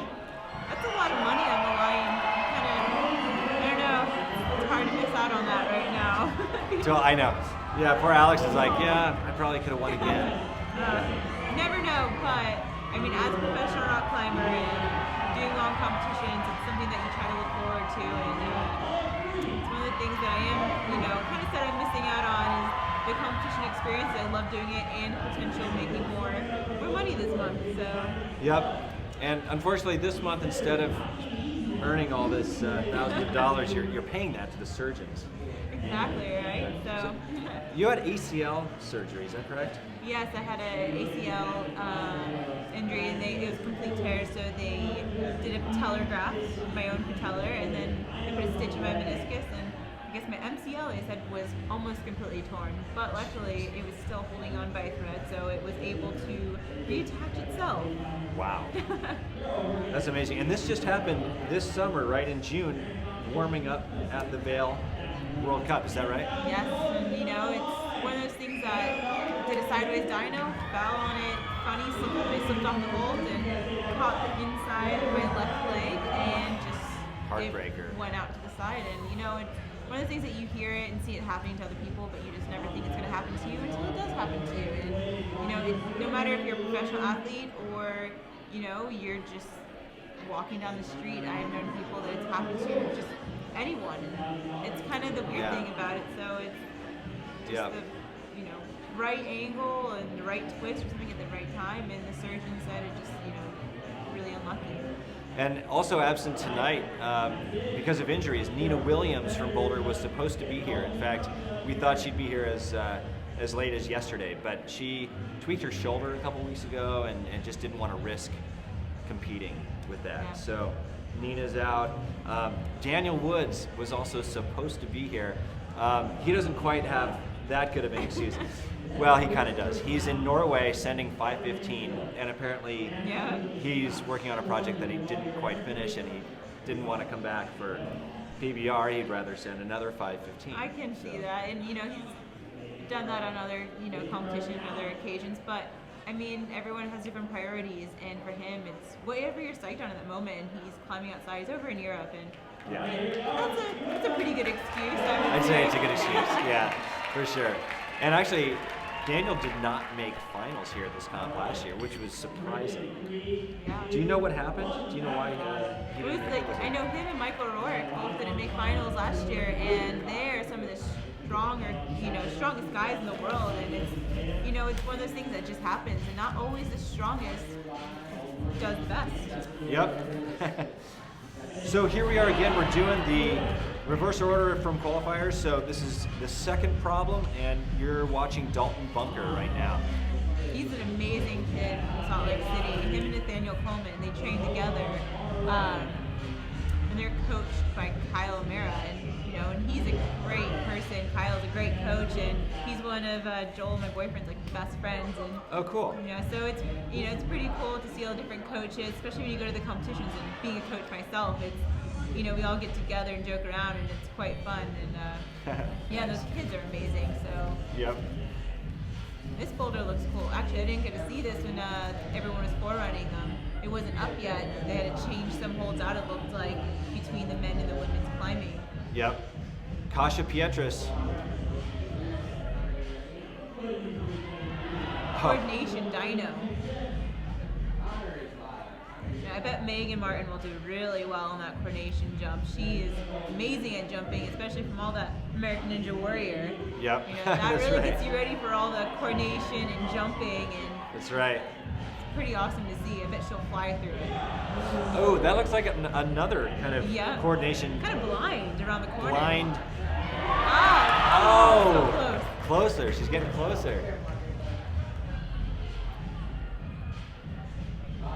Dalton Bunker is a route setter at Quarry Indoor Climbing Center in Provo, Utah.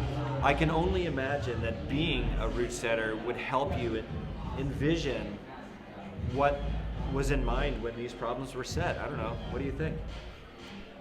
Not being a route setter, and not being a route setter myself, I can't say for sure if that helps or not. Maybe it could sucker you in thinking, oh, this is the best way, and it might not be the best. Oh, and there it is. But yeah, I think it could, it could help as well. So I think it gets you more familiar with the holds too. Absolutely. The holds up in the wall. And there's Kasia trying to mantle it out for the finishing hold. This is big for her if she makes this, because she did not complete the first one. Oh, and that was so close. She did not quite make it. I like how it goes from a power dyno to a mantle. To the slab technically. mantle. Yeah, that is so sick. I wonder if she's going to have juice for another good attempt. She's been so close. She fell in the last move on the first boulder too, so yep. It'd be cool to see her, do this one. I think she'll need a top Redemption. here in order to stay in the running, is what I imagine. We'll see if Dalton kind of learned something from the first couple attempts. She's so close. I know that right hold is really good. The right hold is really good, but you cannot see it. Yeah, the left one it's okay. Kasia looks like she's getting a little tired on this. I would imagine so, anyway. That's the thing with some of them, you have to be quick during the dyno, and then you have to change gears and go into being very technical and slow for the other part. Yeah. That must be really hard as a competitor to kind of mentally gauge from 100% power now to ease back so you have the juice. You have to let your body really feel the moves. It's like a mini route. I mean, that's what you go through when you're route climbing. Wow, awesome. Dalton actually stuck the blind dyno. All right, we got the double stick here. There are not too many holds on this men's number 2. We'll see if... Nice. A top by Dalton Bunker. That was awesome. Fighting for the slab mantle. Kasia Pietras really going for it, and she really needs this top in order to stay in the comp. Oh yeah. My style, using the knees and butt. All right. Excellent work. Excellent work. That was a good show right there. Both of them topping it out on the last That is try. so sick. The crowd is going nuts. I love it. It's awesome how many people show up for this competition. The crowd is massive. I mean, it's a packed house in there. Yeah, in fact, I just got some numbers on that. We have like 600 people indoors, and we have another 500 people standing outside in the cold watching this on a big ass screen. Oh, really? Yeah. I didn't know that. So it's like there's over That's 1,000 crazy. people here It is watching so this. cold out there. I thought Yeah. Portland was going to be warmer, and the forecast is. It was freezing a little this colder. morning. Yeah, I didn't Yeah. bring a down jacket. I wish I did. Once again, you're looking at Alana Yip, a new name to some, including me.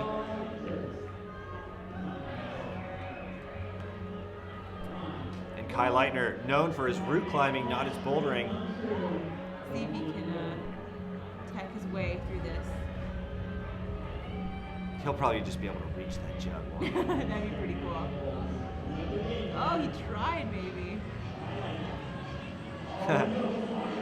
He doesn't look too stressed. The one thing about Kai is that sometimes I realize he doesn't pause, but he's Nice. moving around. That's what I He say. went for it. Oh, he's going for the flash. Yeah, he doesn't usually just go for it and pull out first try, and that's part of the route climber in him is that, you have to conserve your energy. Route climbing a lot of times and bouldering, it's that snappy power, and talking to his mom about it, and sometimes he tries to find ways around the power moves, and he's so strong, he just needs to go for it more often, because just like that, he can do it.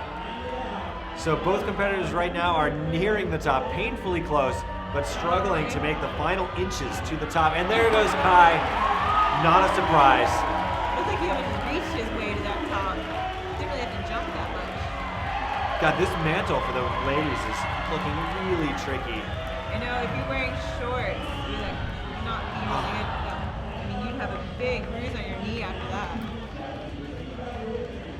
That was an impressive effort by Alana. I'm sure she'll have time to give it another really good effort. But that mantle takes so much time. Her next go might be her last. That is true. And she's gonna have to make this work here in order to be in the running for this comp. Because the other ladies sure are strong, and they're showing it. Again, the top 3 ladies all flashed the last problem, so. Now Kasha's back up there in the running. She did this problem, so anything can happen.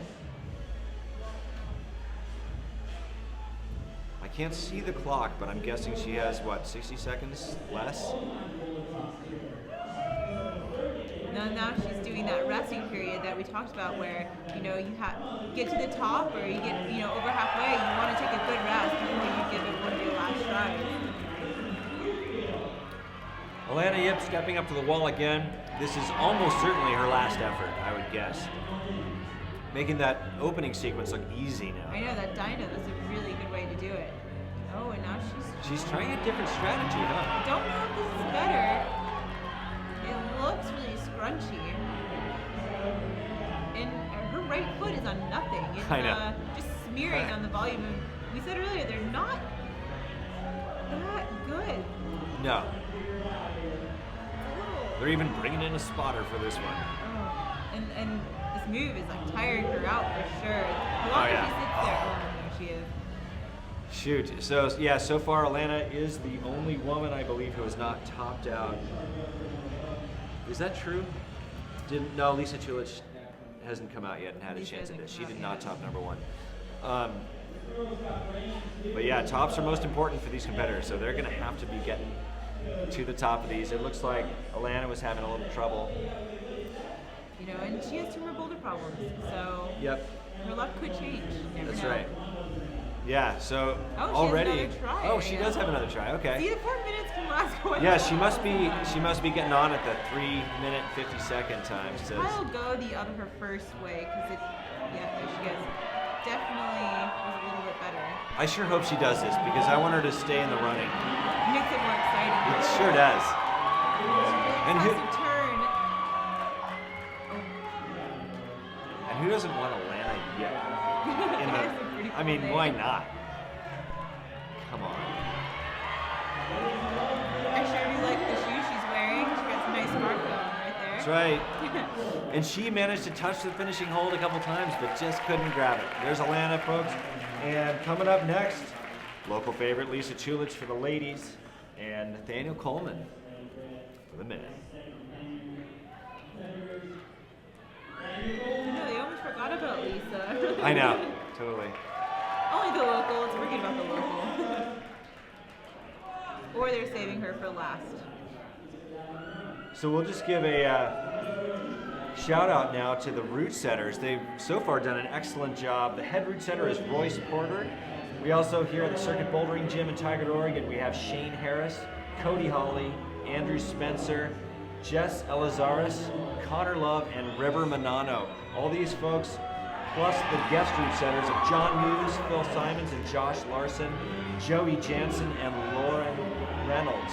They're all bringing this to you, and there is a lot of time and thought that goes into setting these problems. That is true. You know, in the red point round too, I mean, they have to do a whole red point round of setting, which is, I don't even know how many boulder problems, there was a lot. And now, they had to set the finals, 4 for girls and 4 for the men.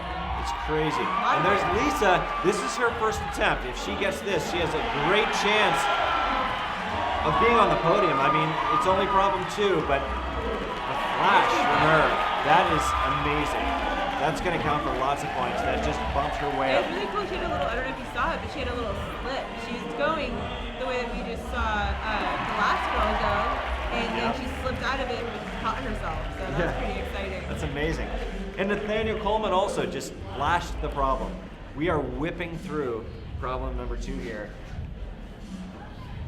We're halfway through now. Already halfway through. Megan Martin and Tyler Landman are coming out. And if their performance on the last boulder problem was any idea of how they'll do now, we can expect another quick round. My predictions would be Megan flashing this one, but I mean, I don't want to jinx her. Anything could happen. You could have a slip or something, but this is kind of her style, I would say. You know, really jumpy, and then kind of, you know, you can power through that mantle a little bit. Mantles are kind of powerful, I think. You know, a lot of push-ups involved there. I do a lot of push-ups for training my mantles. I've seen videos of you doing push-ups with all your training. Not to mention like muscle ups and all sorts of stuff. I do like doing that. I like training, and I don't do training just because, you know, it helps me. I actually just love the act of it. I love doing it. Yep. And she's going a different way. She's going a different way, but she's floating up to this point so far. I wonder if she can climb her way out of that, because that didn't look like. Whoa. Oh snap! Look at that! Look at that! That was the most bizarre top out I've ever seen. I wonder if she thinks that's actually the way it's supposed That is to be done, nuts. or she knows That is it's nuts. a crazy way. I think from the crowd, sometimes from the crowd's reaction, you She's see that happy. smile. Yeah, you kind of know, oh, maybe that's not how it's supposed to be done, because the crowd will go crazy if you do something completely different than other people that already sent Totally. it. So. Now, did Ty already attempt this? I think he did, yeah. So he's already fallen, apparently. I know he's totally capable of doing this climb. He is super strong, and it seems like sometimes off the couch, like he won't train or climb for a while, and they'll just come around and then just crush boulders. Like you know, they might be like V13. You're like, oh wow, you made it look like it's V5. He's super strong. God, he made that look easy. Oh my gosh. Okay, so Ty just made that look super easy. I want to say that wasn't a flash. He just shook his head. It looks like it wasn't. Yeah, I think he might have had a slip or something. And that could cost him, depending on how the tops go for the next 2 problems. Did he flash the first one? He did. Didn't he?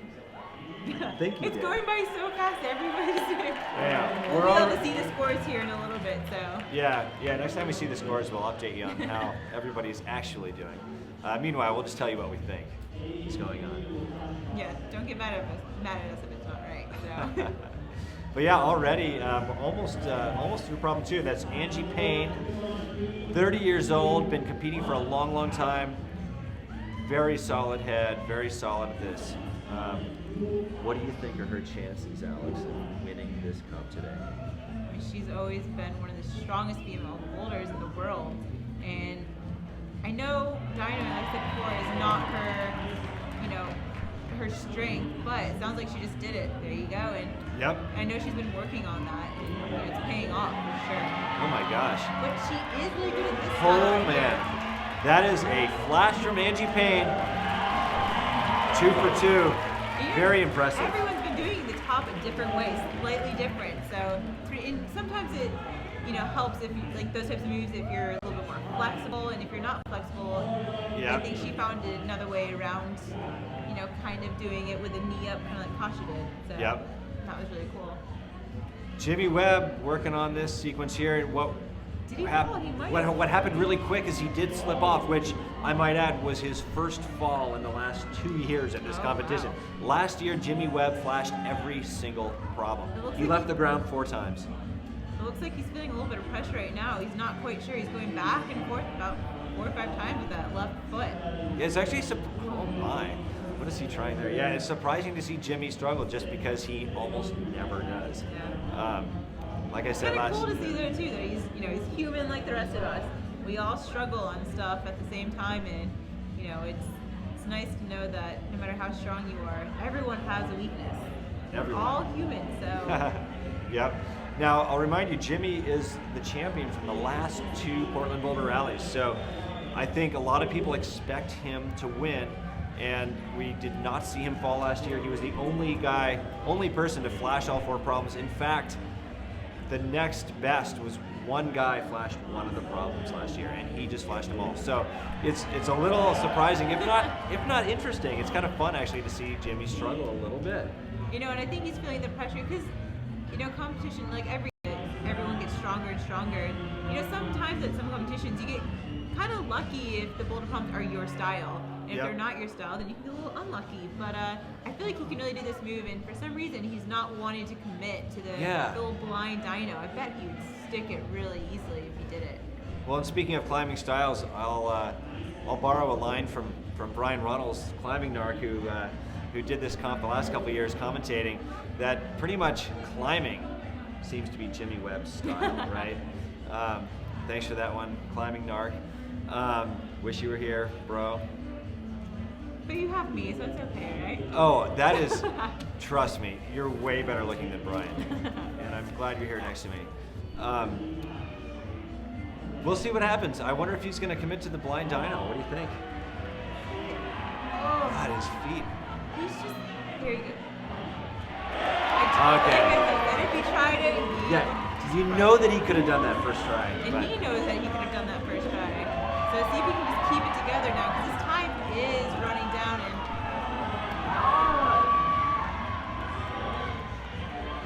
just go. Wow, he's shaking. Oh my. Nice one from Jimmy Webb. That was a barely. It's kind of funny for that last move, when they were putting it up and the forerunners on it, Joel's a little bit taller as well, and that last move was kind of weird for him to get his hand-foot match in that right hold, and then the top was hard. And I remember Josh thinking, is that last move going to be hard for short people? And I said, I think the last move will be easier for shorter people, but the beginning will be harder for shorter, and it seems like that just because those hand-foot matches seem to give, taller people a little bit more of a struggle. Yeah. Yep. Carla Traversi there, our first place qualifier, and Kyra Condi, 19-year-old, crushing comps all over. She is an up and coming. Carla didn't do the first one, did he? What's that? Carla didn't do the first boulder, did he? No, I think he did, didn't he? No, did he? I think he flashed it. No. Wait, Carla? Oh, you're right. Bad memory, it's just going by so fast. I mean, us together will kind of, maybe our memory will be a little bit better. Kyra going a different way, too. She tries so hard. Both knees. Yeah. Working it. I love that. I love to see it. That to me just reminds me of like outside rock climbing where you're just scrabbling with any bone or joint or body part. And look at that. She's topping out in a totally different position than we've seen. So Carla just needs to commit here. Yeah, Carla loves this stuff. I think he'll do that. Yeah. Sometimes when it's like a little weird jump or something blind, you go for it, but not maybe full-heartedly the first time. And then you like almost get it, you're like, okay, now I know what it feels like, I can do this. Yep. but you still wish you could do it first try. Yeah, of course. And Kyra did just that. She just made that look super easy. She flashed that very fast. So we have 3 girls that flashed both first and second boulder problem. That's right. The race is Our still on. top 3. So what that means basically, we'll remind the viewers that total points then would be the tiebreaker. Let's just say for fun that the top 3 women flashed each problem. Then it goes to points, and the points are calculated by as a percentage. If there's 8 holds on the route, there's 25 points per problem. But if they flash them, then they get all the points. So go back to the red point round. Well, so what happens is if they tie with flashes, then it'll be. Oh, I see what you're saying. I was gonna let you figure this one out on your own. So yeah. So actually, we'll see what happens. Let's just hope it doesn't come back. Yeah, let's just hope. Oh, Carlo, really close. You were talking it out, so I was gonna let you get there. Well, it all makes sense on paper, but then when we're talking about this and watching all these people so strong, flashing and stuff, whatever. Let's just see Maybe what we should happens. have a panel of judges saying who has the better style on the climb. Style points. There you go. Now that would happen in Europe, wouldn't it? Tiebreaker style. I feel like in Europe, they wouldn't want your knees to touch the wall at all. They'd only want fingers and toes. That'd be fun if that was a competition like that, where it wasn't just based on how you got up the wall, how you looked getting up the wall. That would be funny. Oh, there he goes. Now that's the Carlo we're used to seeing. He's the guy who can jump from one hole to the next, no problem.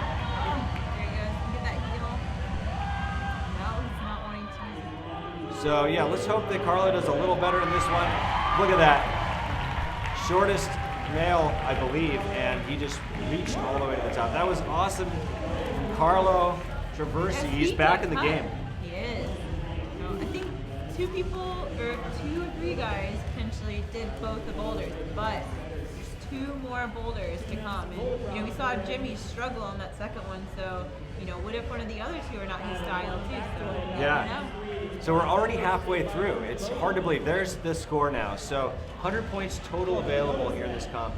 We've got 3 tops for men. Jimmy Webb, Tyler Landman, and Nathaniel Coleman have 2 tops rather for each of those guys. They have 0 flashes written down, but that's not accurate. They must not have calculated the flashes for some reason. But so far we got Kyra Condi, Angie Payne, and Megan Martin all also with 2 tops each. We know where they flash. And they also flash. So, we'll see how this is going to roll out. It's going to be a close one. We have 2 more problems. And judging from what you saw, Alex, in, let's say, the female problem, what did you think of F3 and F4? The third one, I think, if I'm correct, it's a bunch of these really cool orange holds. And orange.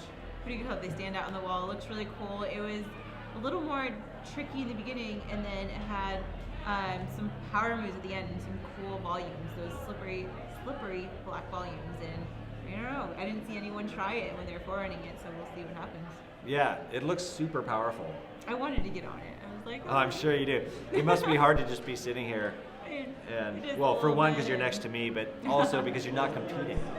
So. And I'm excited to come back here next year, and I think my first competition hopefully will be ABS Nationals in January, and nice. Hopefully get cleared to fall at the end of November, which would be awesome. And I'm hoping you have to do all these little checkpoints along the way, and hopefully, I'll start jumping then and go to Waco December, and then train for Nationals in January. Sick. That's a plan. That's a great plan. Yeah, that sounds like a really good plan. So we're going to go back to commercial, and we'll be right here waiting for you when you tune back in. Thanks.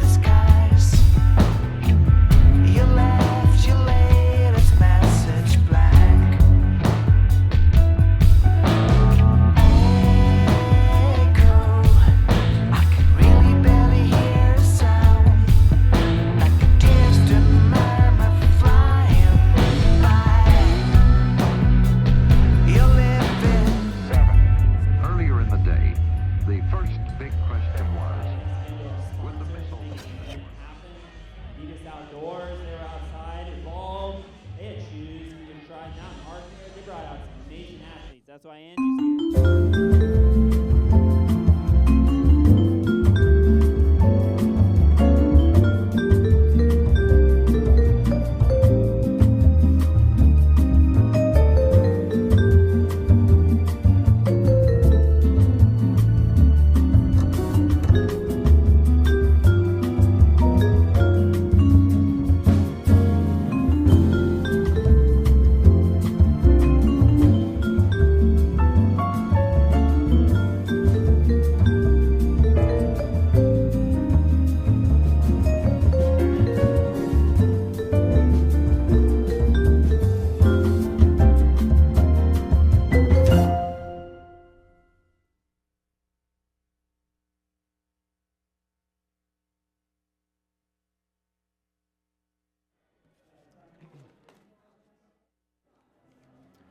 Hey everyone, thanks again for tuning in here at the 5th Annual Portland Boulder Rally. I'm Chris Widener, this is Alex Puccio coming to you live from the Circuit Bouldering Gym here in Tigard, Oregon. It's been an awesome, if not really fast, finals round so far. Definitely. You know, nothing like with the 4 minutes plus, you never know like what's gonna happen. As soon as, you know, people flash it, the guys and girls, and then the next people are out. So Yep. it can go by really quick or it can last a really long time. Yeah, and so far we've had several flashes from both men and women, and when that happens, we just move right on to the next problem. So it's going super quickly, and yeah, it's just really exciting. We have 2 more problems, and we're hoping that these problems, and I'm sure the route setters are as well, we're hoping they're going to spread the field slightly. Yeah, I was watching Joel try M3. And The one that you're seeing right now, that's Yep. M3, and it looked brutal. Yeah, and he's like, you know, it's one of the things, he was really tired, he said, but he couldn't do 2 moves in a row, you know, and not to say he's not strong, he's really strong, so maybe some of the guys can Are you calling out your boyfriend right now so I don't on the want to live feed? What if other guys come out and just crush it? And he said, you know, maybe you shouldn't change it that much because some of those guys can just crush it. And he said, you know, I'm really tired right now, so you can't, you know, don't rely on my judgment on this one. He was exhausted, so you never know. And there's the ladies checking out the orange problem that Alex mentioned earlier, and it looks confusing to me. I mean, I don't know. This one has a lot of trickery on it too, and I think there could be, you never know, like a lot of toe hooks on it, and that's what.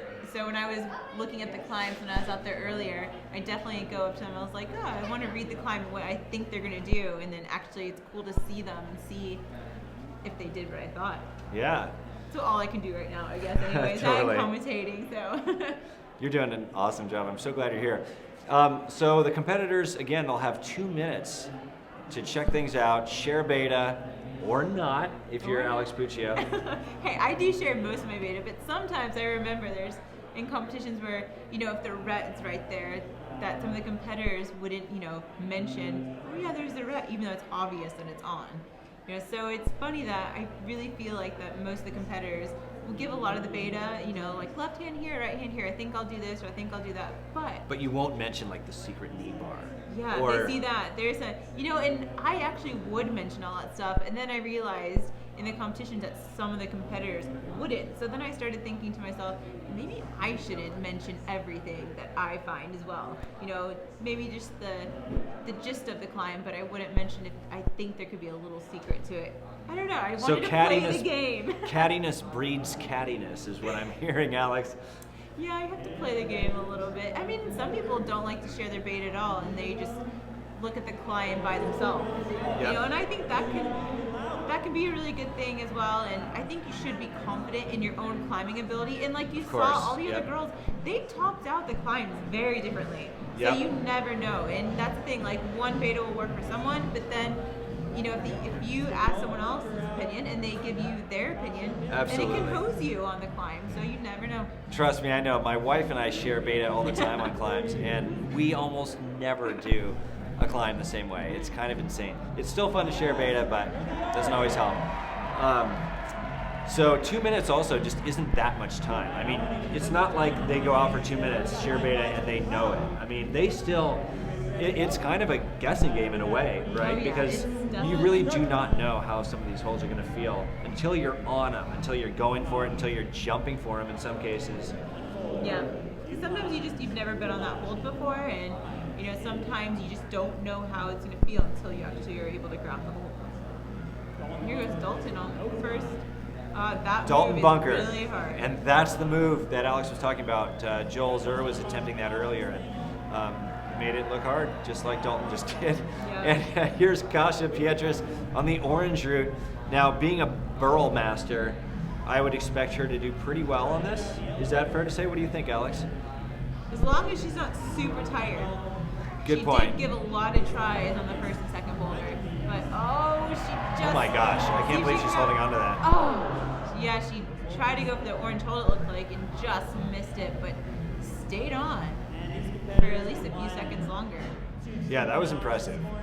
See if Dalton can figure out how to do this first move on the third boulder. So Dalton Bunker, I hear, has only been climbing for about 4 years.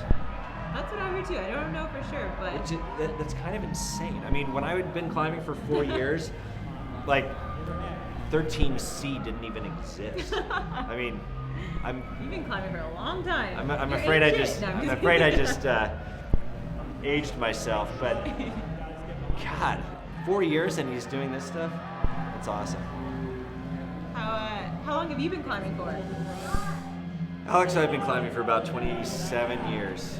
Older than me. Yes. To make you feel even older. I'm just a little bit older than you. Dalton getting confused and Kasia getting spanked. It's the way it goes right now. Yeah, and she's probably really tired from all the tries on the first and second boulder. But, if anything, I know she's a hard worker and she can get it done still. You find the crowd really helps you push yourself even further than you think you can. You go into ISO, you're like, oh, I'm tired, but then you hear the crowd with the lights and all the excitement. You just have this second wind. You have more energy again. Totally. I wonder if the crowd can get behind Kasia here. That would be great. You got big orange slopers. Dalton looks confused on this, and watching Joel on it, just no idea how to get that one done. That's the thing with settings sometimes. I've been in comps that are too easy, I've been in competitions that are too hard. And you can never really know how they feel, and it's always going to be different.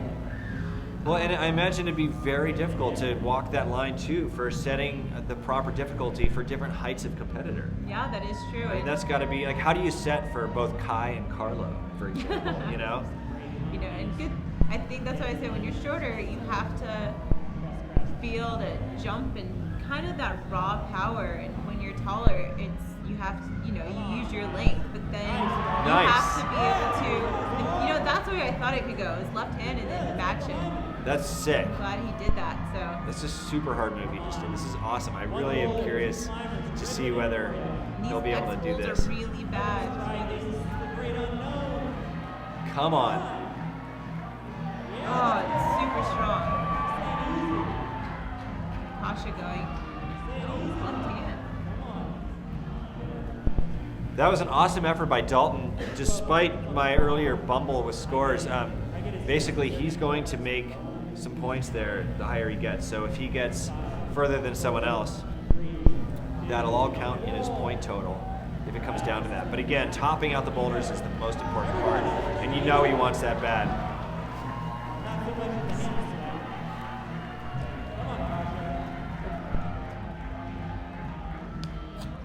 Kasia with just a little bit of time left on the clock. I don't know exactly how much, but probably not enough for more than another attempt or two. She must be worked and tired. Is she gonna? The move seems a bit reachy. Frustrating, yep. Wow. It's a reachy problem. And it looks like they're done. Done with that first round on third problem this evening. Comes Kai Lightner trotting in. Here we are. We also have Joel Zur joining us. Hey Thanks guys. for being here. Thanks, yeah. Psyched. So you were in the qualifiers, and what did you think of how the qualifying problems felt? They were hard. It was a tough round for sure. I mean, you kind of had to be able to do some of the top 5 boulders in the comp. It really came down to sort of falls.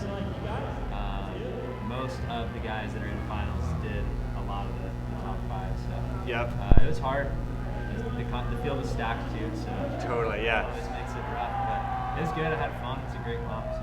Awesome. Yeah. Awesome. And it was cool to watch you on this problem that Kai's on right now. Yeah. This looks so hard.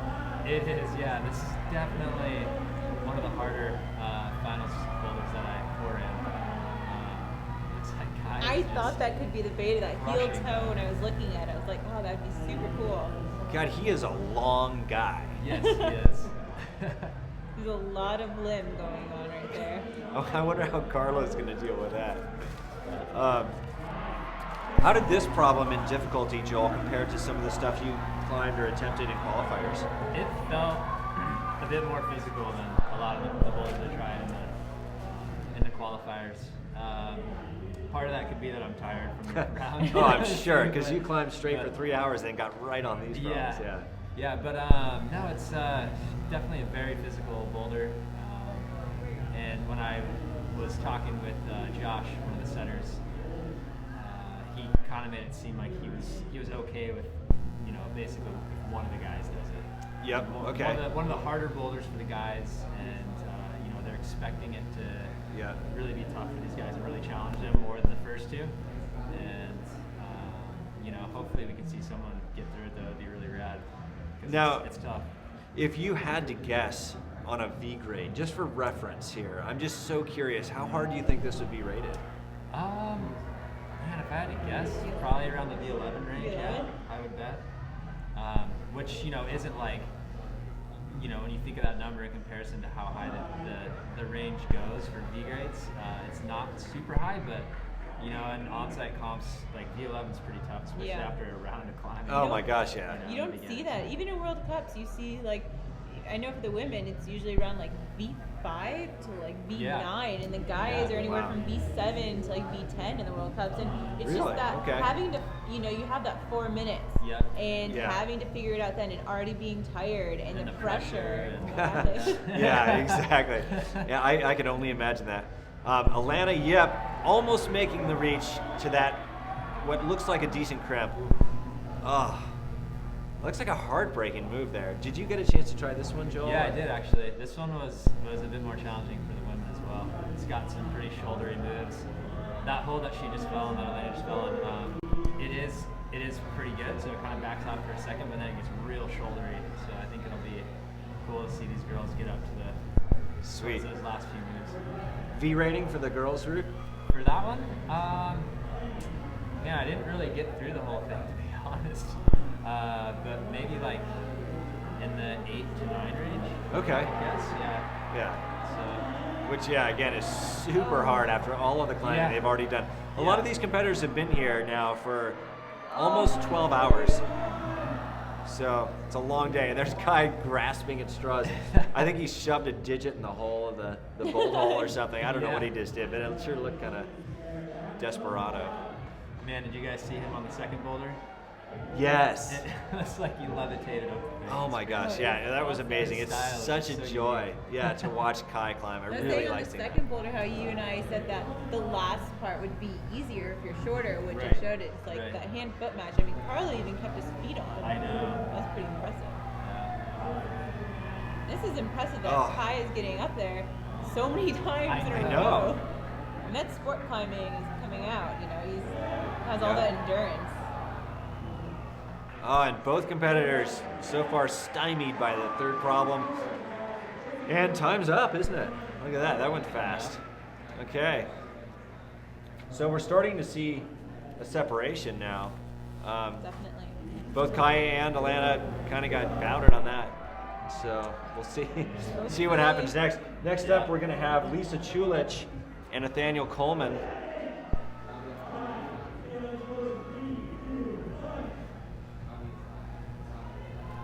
Nathaniel kind of surprised everyone, perhaps even himself, by winning 2 silver medals this past summer in World Cup events. Nathaniel Coleman kind of went from being an insider's name to a household name in a way in the competitors circuit.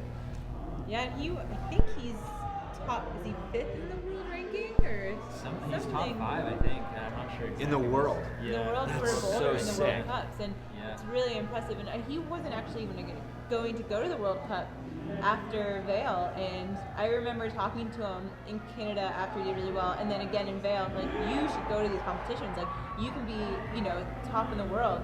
I mean, during Canada or Vail, I think he was 2nd or 3rd overall in the ranking. So, like, how cool would that be if you could come top 3? And he did amazing. I mean, for his first season ever doing them, they're both just crushing right now. Yeah, look at this. Lisa is way above, and so is Nathaniel. Lisa just took a spill, but Nathaniel is still fighting his way up these wicked slopers. Oh, sick. Nathaniel fighting for every move. Oh man, those holds get thin. Oh, he looks super close. Super close. Come on, Nathaniel. Oh, God. He's so close. Yes, look at that. With authority, he grabs the finishing jug, and he is happy about that. You can see it in his laugh. Now that looked exhausting, the flashing. Wow, that was he'll have more rest so now. So that was a really flash. good. I'm pretty sure it was. Yeah. Oh my gosh. That's gonna win him big points. He's. Did he do the other 2 as well? I'm pretty sure. He did finish them, but Yeah. I don't know if he flashed the second boulder. That's right. Maybe he fell once or something. No. Hard to remember. So much has gone on so far. Yeah, there's so much going on. It's tough to say. Lisa's looking at the clock, trying to gauge how long to rest before what could be a final attempt. And she's a little taller than the last 2 females that came out. So that move to that one hold that the other girls just got stopped on, that could, be in her advantage right now. Yep.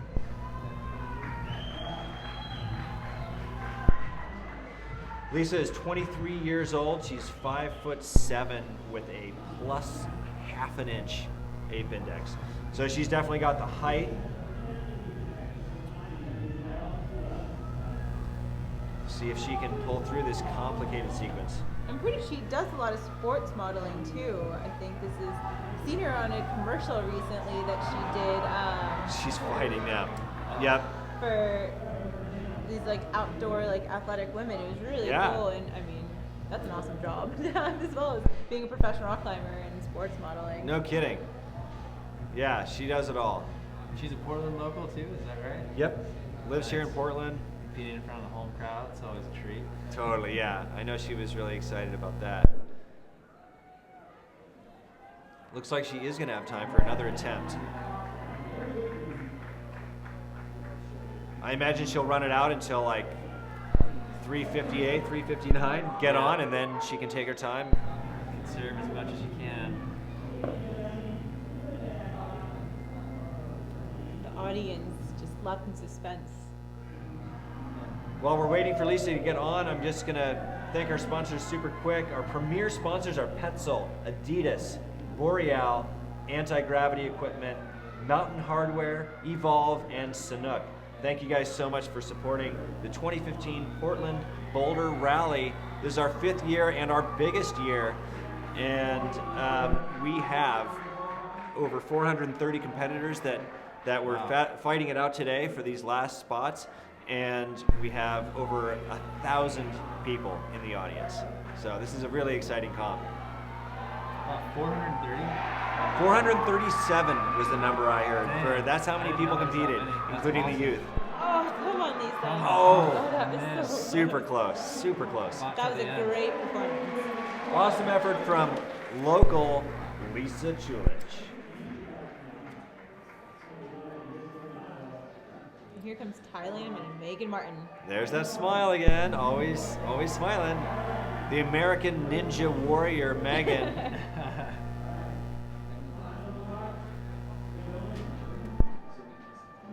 And Ty Landman. Joel, do you know much about Ty Landman and what he's been up to lately?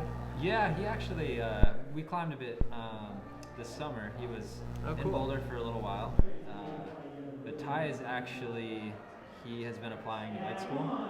Oh, nice. And yeah, so that's kind of his ultimate goal right now is to get into med school. He just moved to the Bay Area, so unfortunately he's not around as much now. But yeah, he's been climbing though a lot. So awesome. He's definitely in shape, and it obviously shows. Like, when is he not in shape, right? He's kind of true. As I was saying earlier, he could just like not climb for like 5 months or something, and it's then very just. True.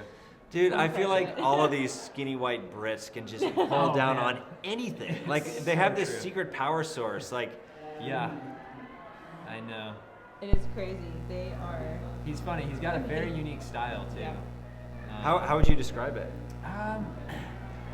His hand strength is just off the charts, and he's got a really strong core. So he tends to kind of just climb with his feet underneath him. He doesn't really.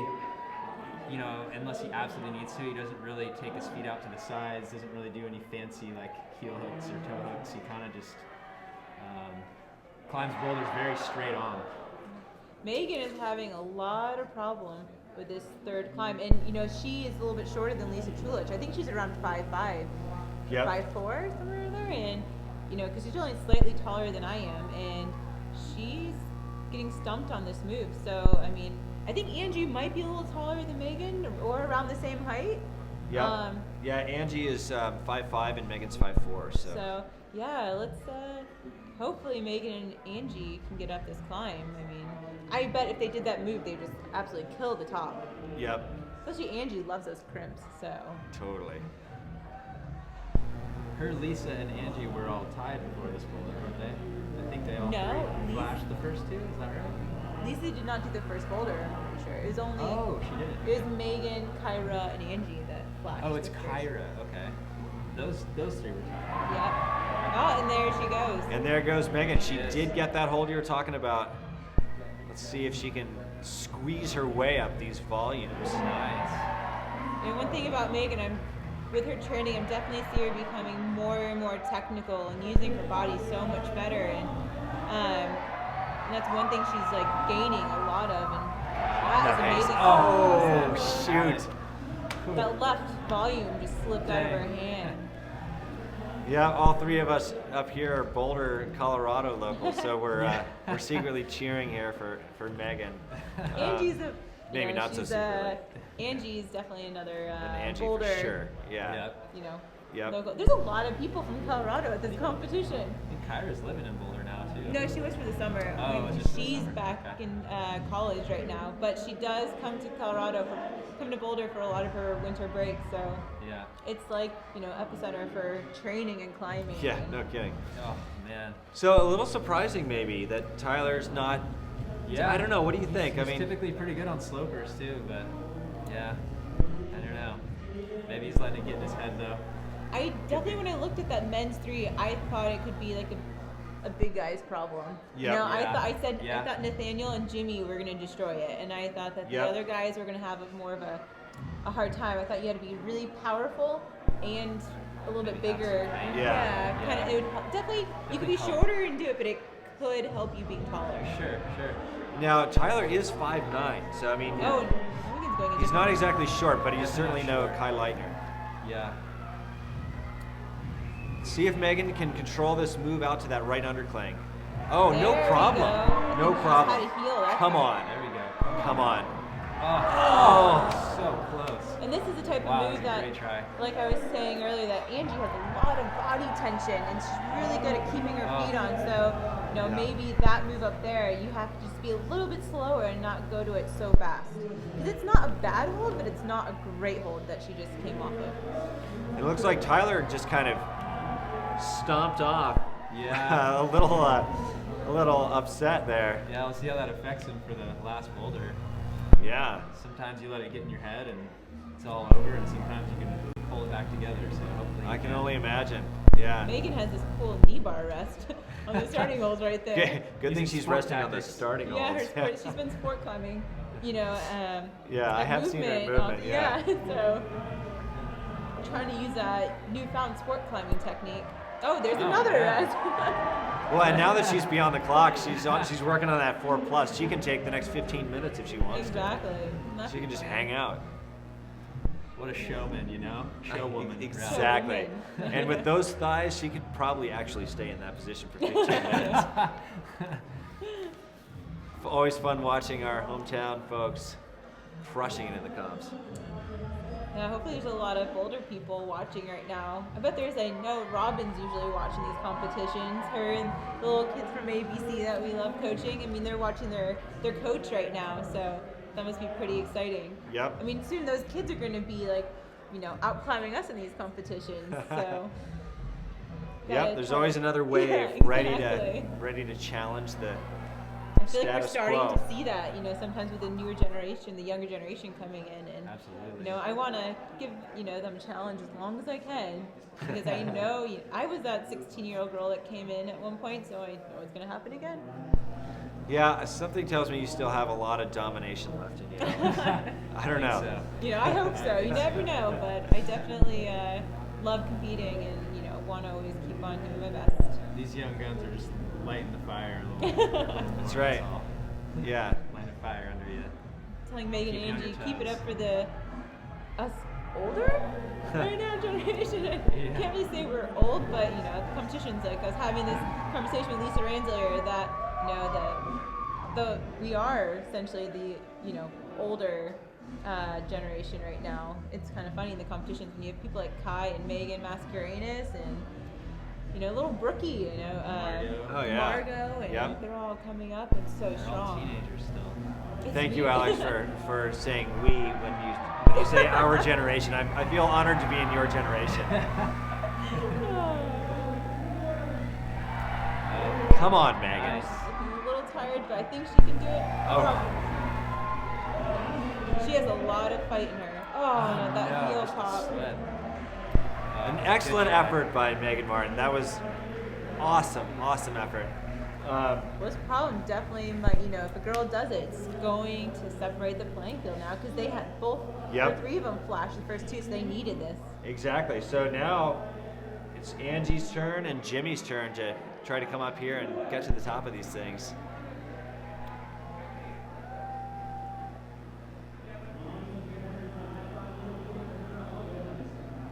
I think he can totally flash this one. I think both of them can. Yeah, I think this boulder will suit Jimmy, definitely. Let's knock on some wood. Hopefully don't jinx him. Yeah. I expect to see Angie do well. She was feeling good earlier. She's looked great so far in this comp. She doesn't have a lot of years left for competing, it sounds like. I mean, it sounds like she might be moving on. Is that right? I don't know. I haven't heard that. Yeah, I haven't talked to her much about it. Maybe I got some bad bait on Angie. I should talk to her about that. But she's certainly looking as strong as I've ever seen her tonight. Yeah, I mean, if she was kind of tired of competing, I wouldn't surprise me. She's been in the game for so long. So I haven't heard anything from her personally. Got another fall by Jimmy Webb, which again, a rare thing in at least in the PBR. He's champion from the last 2 years, and he's definitely feeling the pressure. Look at all that chalk coming off those holes. I know. It's really chalky. And yeah, I mean, that's part of the climbing gym. Yeah, hopefully Angie does the competitions for a little bit longer. I mean, I sure hope so too. Yeah. She's got a lot of talent for competitions still, I think. Yeah, it is hard. Like, I mean, you know, I'm sad not competing, but it is nice, like, having a break a little bit. And I bet. It's definitely super nice. God, just coming up short. I remember talking to Adamandra at one of the World Cups this year, and he was saying how he likes to do the World Cups, you know, maybe a season and take a couple years off and then do them again. And he said he'd get too burnt out if he just kept on doing them. Exactly. Hopefully Jimmy can redeem himself. Yeah.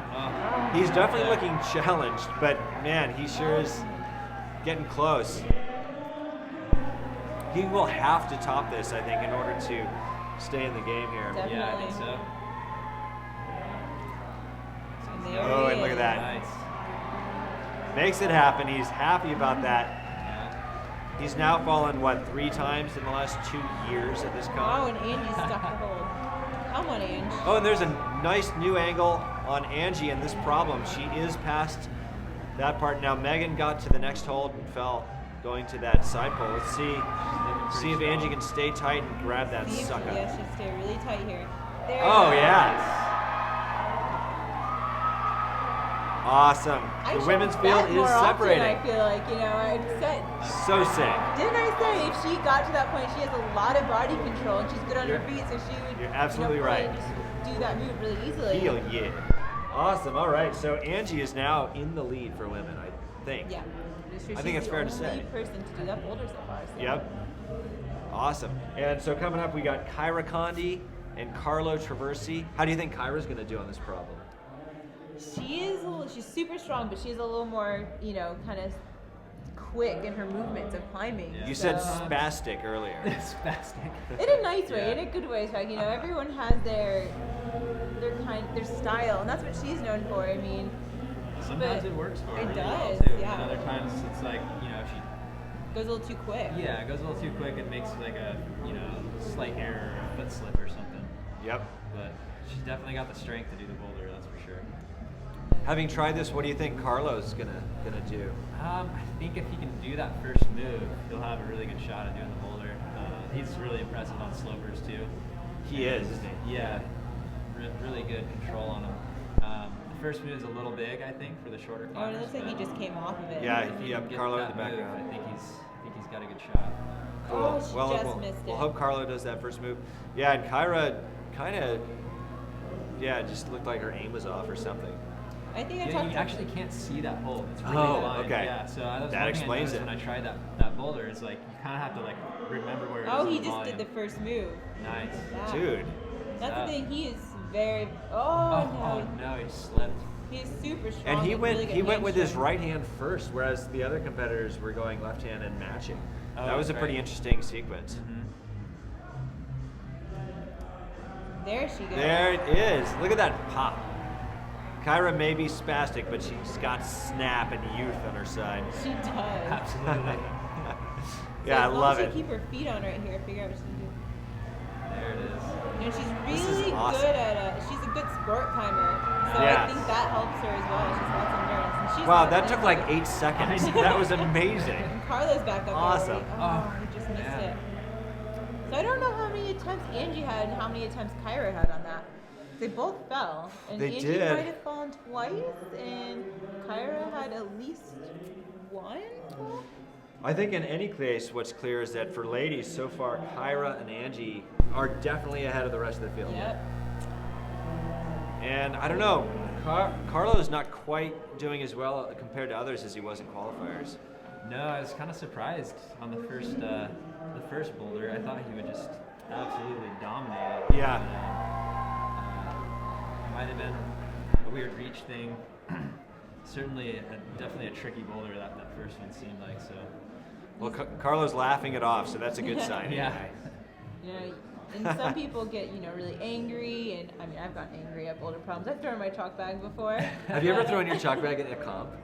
I did as I was leaving the stage, and then people laughed at me afterwards because they're like, you did such a wussy throw with your chalk bag. And just like toss it a little bit. They're like, you should have just like really thrown it. I'm like, really committed. I mean, if you're gonna throw a wobbler, you might as well. Go all out, you should right? throw your shoes at the audience. I mean, why not? I try to, keep it pretty, good and playful. And I've learned to try to smile more in competitions, and it really does help and be more positive.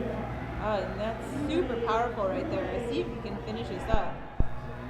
Yeah, and it definitely helps having a more positive attitude. Even if you have to force it a little bit, it helps. Yep. And Carlo's really giving it his all, but he was mentioning how greasy the holds felt earlier in the gym. Did you experience that, Joel? Yeah, I mean it feels a little humid here, even though it's like cooler. And when I first got into the gym this morning, it was like actually cold. Yeah, it was cold. You can still feel the humidity. And honestly, those holds that he's grabbing, those slopers, they have an odd texture to them. They're a little bit finer grained, so they're not the stickiest holds.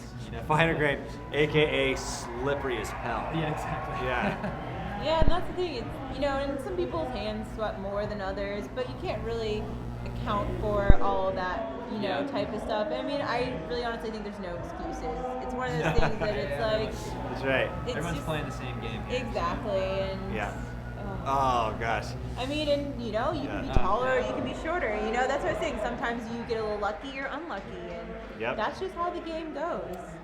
And it looks like Carlo just got unlucky, That is true. but he's left with a smile, so that's a good thing. So we're gonna take a quick commercial break here, and we'll see you back here for the final problem in the Portland Boulder Rally 2015.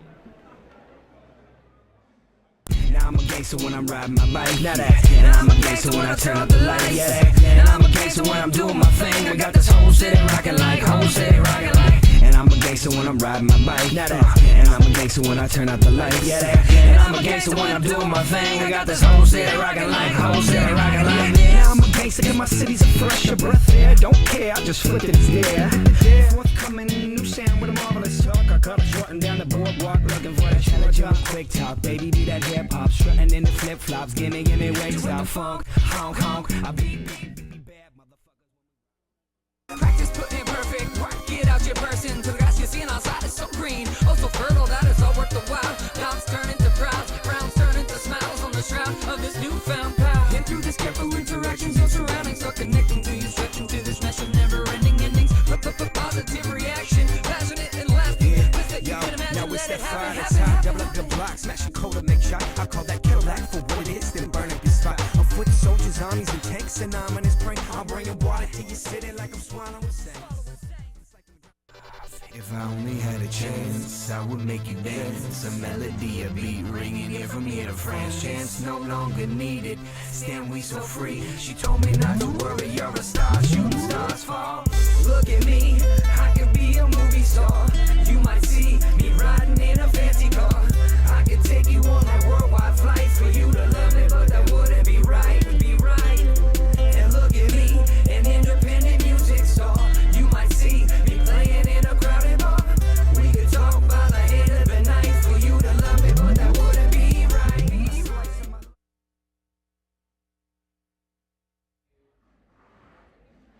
Hey everyone, thanks again for tuning in to the Portland Boulder Rally 5th Annual here at the Circuit Climbing Gym in Tigard, Oregon. We are going to go over some instant replays of the first problem for those of you who may have tuned in late. So it's been an awesome finals round so far. Problem 1, there's Kasia Pietras. She was our 6th qualifier, and she did not quite top the problem. Dalton Bunker, also the 6th qualifier for the men.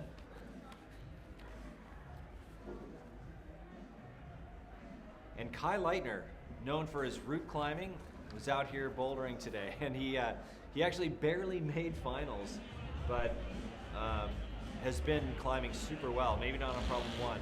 That is Alana Yip, a name you may not have seen before, and she has been putting it together, doing fairly well today. Local favorite Lisa Chulich, working out problem number 1.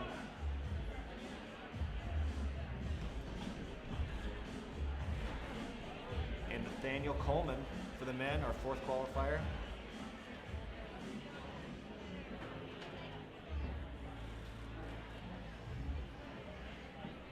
I want to say he had a pretty easy set flash of problem number 1.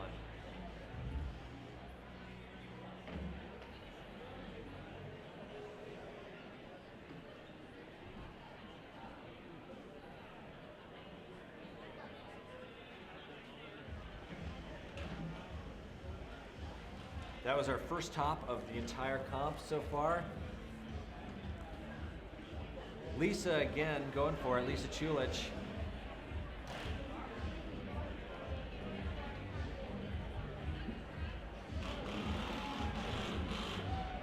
The competitors have 4 minutes to get the job done, and so they each had several attempts. That's Tyler Landman, and he also had an easy flash at men's problem number 1. That was Megan Martin. There she is. And Angie Payne, I believe she also flashed. And Jimmy Webb, our champion from the last 2 years here at the Portland Boulder Rally. Quick flash of problem number 1. Kyra Condi jumping as usual to the summit of problem number 1. And finally, Carlo Traversi looking a little shakier in the finals than he did in qualifiers, but still strong as ever.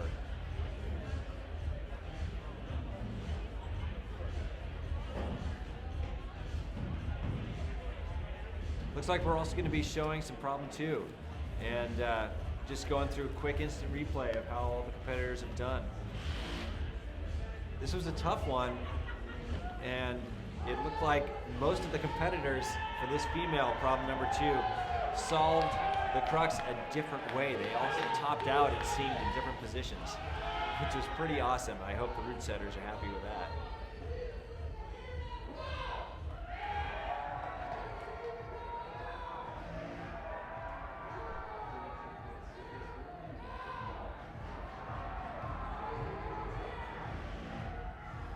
All right, it looks like doing some instant replays here, but we're about to head back to our floor MC, Matt. Take it from here. Thanks, the crowd's going nuts.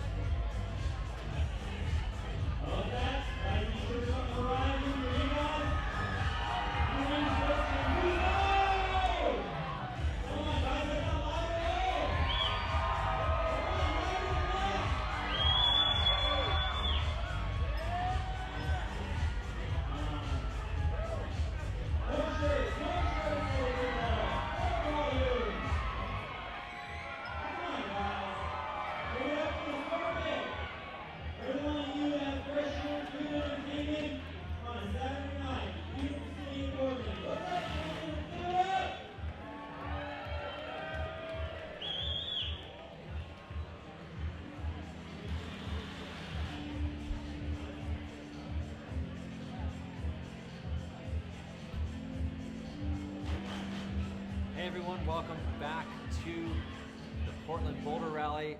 Here are our scores so far for the first 3 out of 4 problems. Looks like they're still not putting the flashes in on the score, so it's tough to say exactly. But basically, what matters most in this competition are top outs. And so far, Jimmy Webb and Nathaniel Coleman have topped out 3 problems. Tyler Lambden with 2. Carlo Traversi, Kai Lightner, and Dalton Bunker all with 1 top.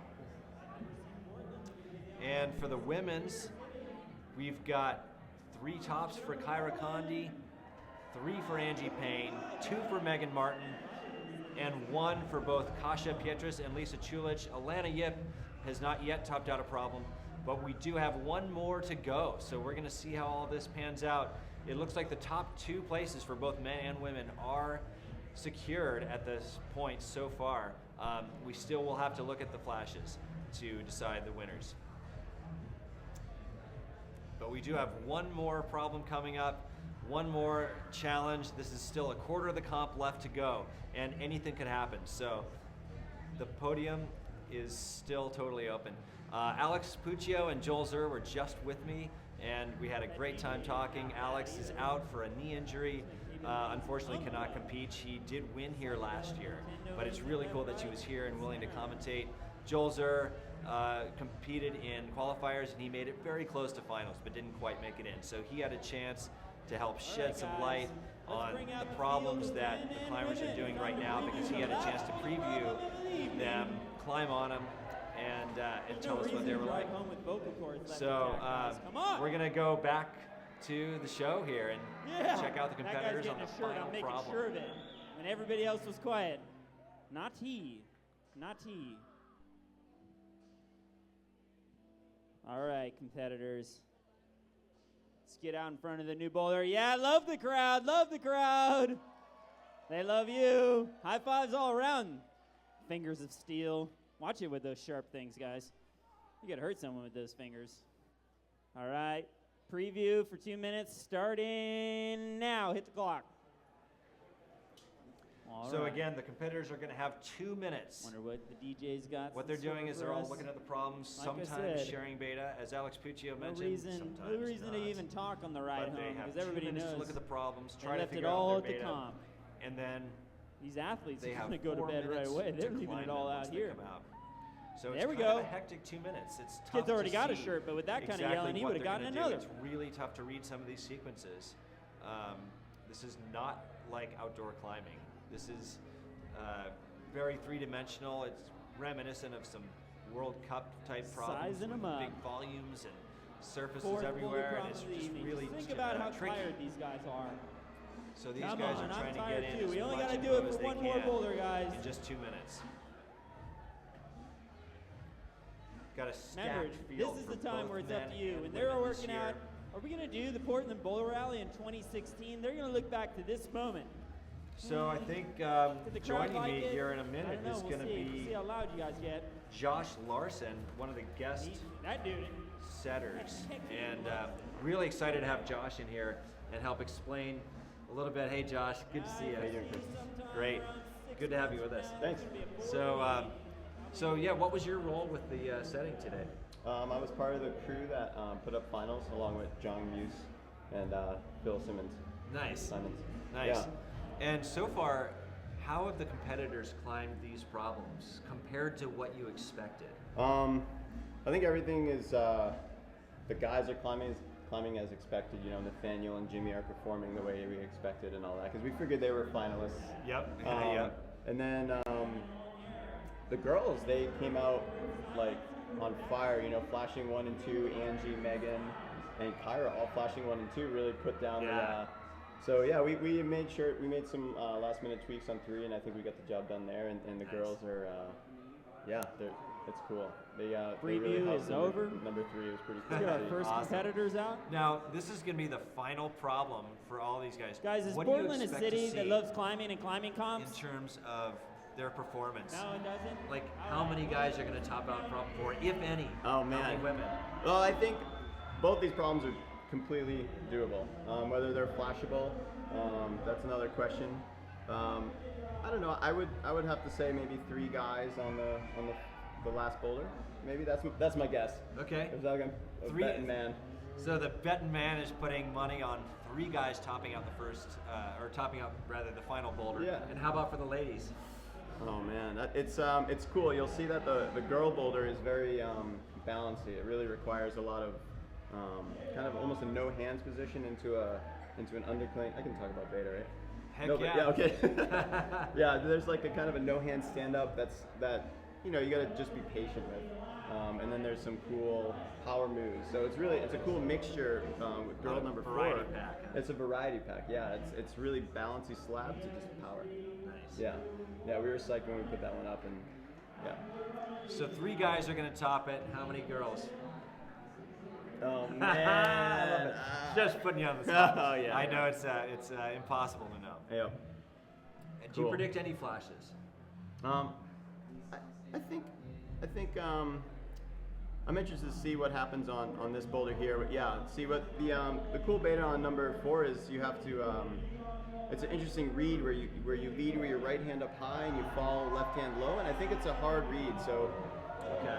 I'm not really sure if it's flashable. It could be cool. It's a very interesting boulder, so maybe somebody with a lot of comp experience could read that and take it down. Now, how's Kasha doing so far in terms of the beta that you imagined?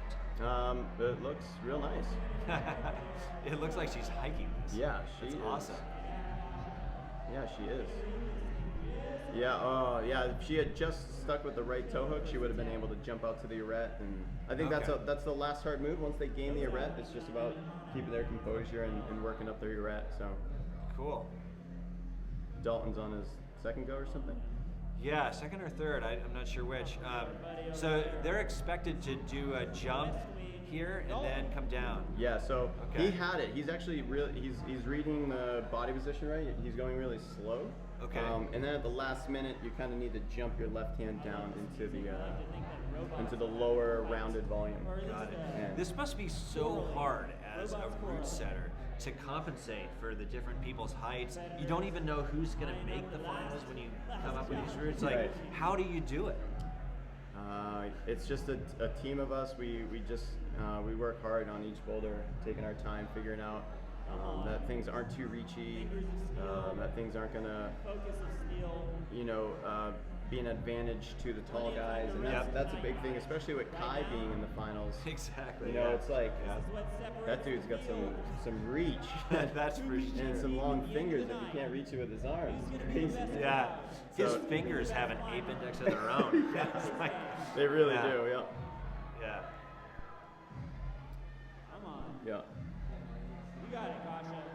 Yeah, these girls are climbing really, really strong. It's really impressive. It is impressive, yeah. Let's be with Kasha. If Kasha can get into a toe hook there, she's going to make that move a lot easier. Yeah, left toe hook. Okay, so keep the right heel. Keep the right heel, go to the left toe, and if you want, you can go to the right toe, and then I think just a 1 foot move for that one. Got it. I think Dalton's getting the hang of this. It'd be cool to see him do it. Oh, that was that was it, huh? Yep, that was it. It's all about the risk factor in this. It's a totally possible move, but how many times can you take? Yeah. Do you need to figure out that sequence? It's not a everyday move or even an outdoor move. It's pretty interesting. The cool thing about that problem is that it seems like it doesn't take a whole lot of energy to fall off that move. So like you can try that a bunch of times, whereas some of these problems, I mean, they're fighting for a minute or more, and then they're falling off exhausted. So it's kind of fun to be able to see them be able to jump around 5 or 10 times. Yeah, I'm a fan of first hard moves. It's fun, especially something low percentage like that. Yeah. You're really going to give everybody the chance to figure it out. They have 4 minutes to do it. And that was real. Oh, he didn't like the left hand there. He's shaking his fingers. And that was really close. Is that kind of how it's designed? Is you match it in order to hang it? Or? You can if you're strong enough. You can hold the separate hands, but sometimes we were forerunning, you would match it. Sometimes you would hold it. So I think it's a timing thing, like what I was saying with the body position. So now you're a competitor yourself. Mm-hmm. So how did you decide to set for this comp instead of doing the comp? I took a little bit of a break from bouldering for maybe a couple weeks and a month or so, and got into some rope climbing. So I wanted to just take a break from the competition scene. Here goes Kasha. Yeah, there she goes. And then you said it's kind of over here. Yeah, you just need to keep your composure. She's got it. Oh, that's so sick. Yeah. That's going to be great for her. Great. That's Excellent really work good. for That's Kasha. 2 tops for Kasha, isn't it? I think so. That's cool. It's really cool.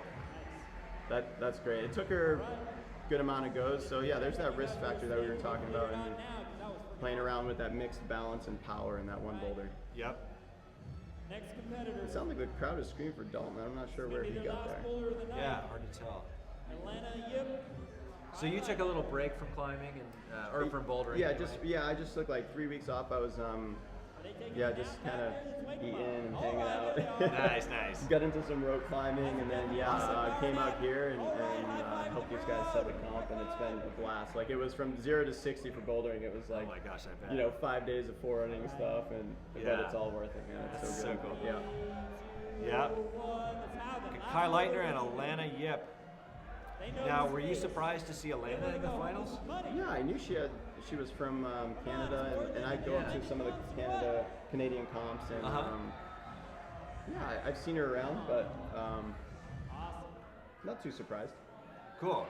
Oh wow, Kai just made that look easy. And Kai just flashed that move. Yes. That's impressive. Look at this. He did an impressive flash of number 2 as well. If he can hold this together. And he has a really good chance of placing super high. Yeah, this is crazy. Give us a flash.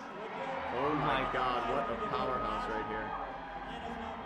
Oh, I hope he holds This it together. is crazy. Yep, this last move is finicky. Oh, jeez. Are you supposed to jump? No, you're supposed to match your hand, but the match is strange enough. Oh, man. Oh, wow, that was a cool move by the alignment. Oh God, I want to see what happens. Yeah. Okay, You gotta okay. see this. Come on. He knows that a flash is real important. What he really needs to do is just sit on that left foot and, I guess, rest. Yeah, and being the root climber he is. Yeah. Oh, man. When all else fails, by default, let's just rest and Rest and chalk quit. up again. I love it. Kai is definitely a root climber at heart. Oh no! Wow. Shoot, that would have really put him up there. That's impressive for Kai flashing to that point. And man, I think he just gathers his beta for the end, and that should be a top for Kai. We'll see. I'm holding you to that 3 men topping out. So all right. The next 3, they've all got to do it. Okay. We'll bet a beer on it. Okay, let's do it. Yeah. I'm about ready to have a beer right now, actually. You should have one right here. We can wait. One more problem's worth. Yeah. Yeah, for sure. Cool. Yeah. But yeah, I'm really psyched that you've been here commentating. It's really cool to have that insider's view. So thanks for joining us, Josh. No problem. Really appreciate it. Thanks, Chris. Yeah. See you guys. All right, next up, we're going to have Lisa Rant joining us. Awesome. It's really a pleasure to see you. How's it going? Thank you. Thanks for being here, Lisa. Really appreciate it. Thanks for having me. Yeah. Now, you've won more competitions than I think anybody I've ever heard of in your time. I don't know about that. Alex Puccio is, I would say, crushing it. Oh, Alex Puccio is definitely crushing it. But you've won over 30 first place finishes throughout the world and throughout, 15 years or so. Well, I've been climbing a long time, and I definitely, I've done a lot of comps in the past. Lately, I haven't really been focusing on competition climbing. I actually have not done one like this in a long time. Yeah. So it was a fun experience, interesting experience. Awesome, yeah. Yeah. And what we just saw was Alana Yip doing her first top of the competition, so that was really cool. Alana Yip made it to the top. Kai almost again. We'll see if you can pull this together. But yeah, Lisa, so you've been competing for a long time.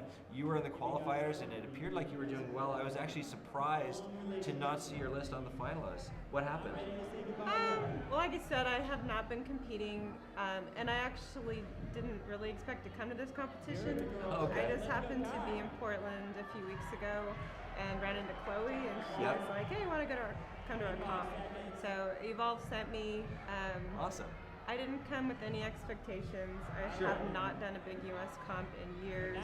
But I coach now, and I just kind of thought, this could be really fun to go and sort of see what it's like, just so I can be a better coach, really. That's awesome, yeah. And also to see my old friends and kind of just circulate again. And here's Kai milking every second of his 4-minute time. I think he just had to jump right back on the problem after falling in order to get his 4 minutes. So this is certainly his last go. And with a smile, characteristic smile, he's off. So what did you think of the qualifiers then, Lisa, compared to the comps that you have done in the U.S. a few years ago? I think the style of settings changed a little bit, but to be honest, I think really for me, just not having done a comp in a long time, I sort of just was a bit slow about everything today. So I felt like I kind of started reasonably well, and then all of a sudden it was like just about time, and I kind of I knew I needed at least one more harder climb, and I just kind of threw something on my card, and that was it. So I walked around later and looked at the climb and realized I hardly actually tried anything.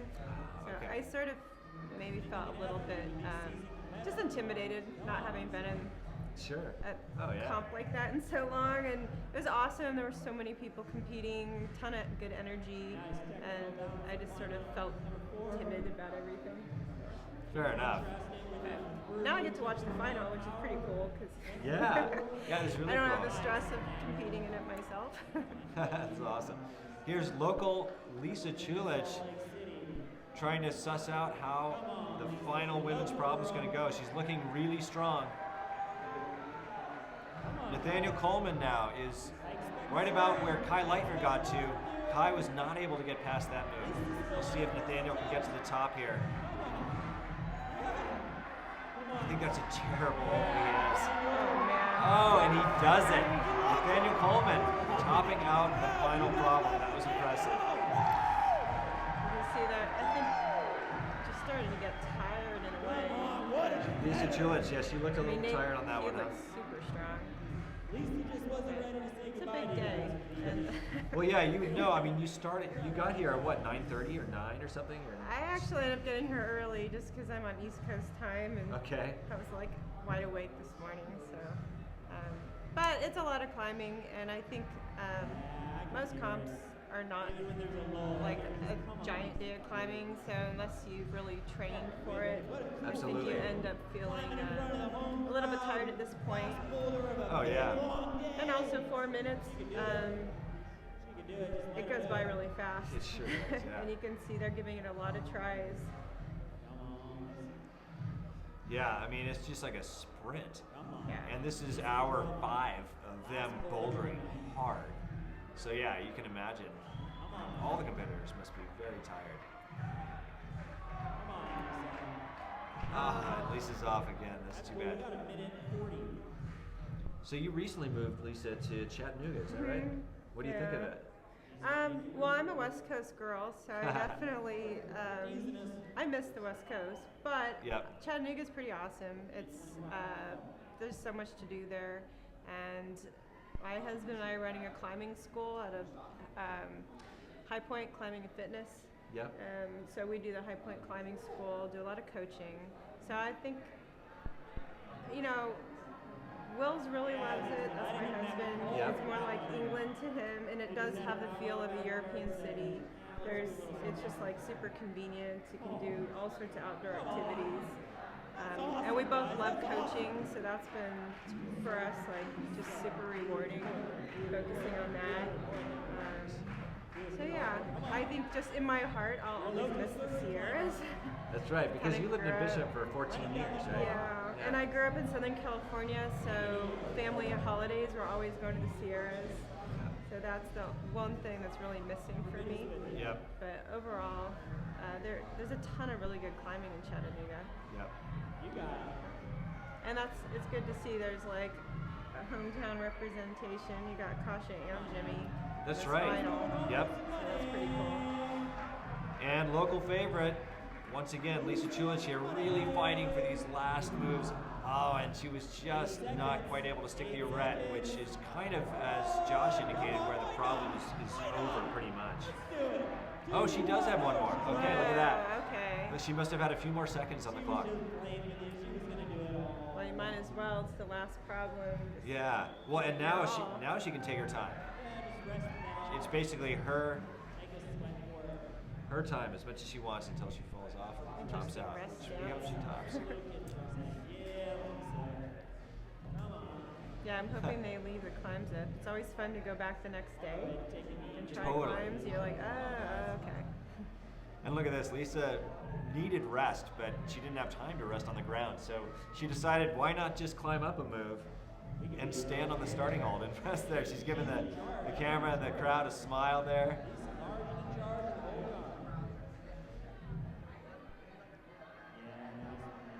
It's kind of a cool little down climb move, huh?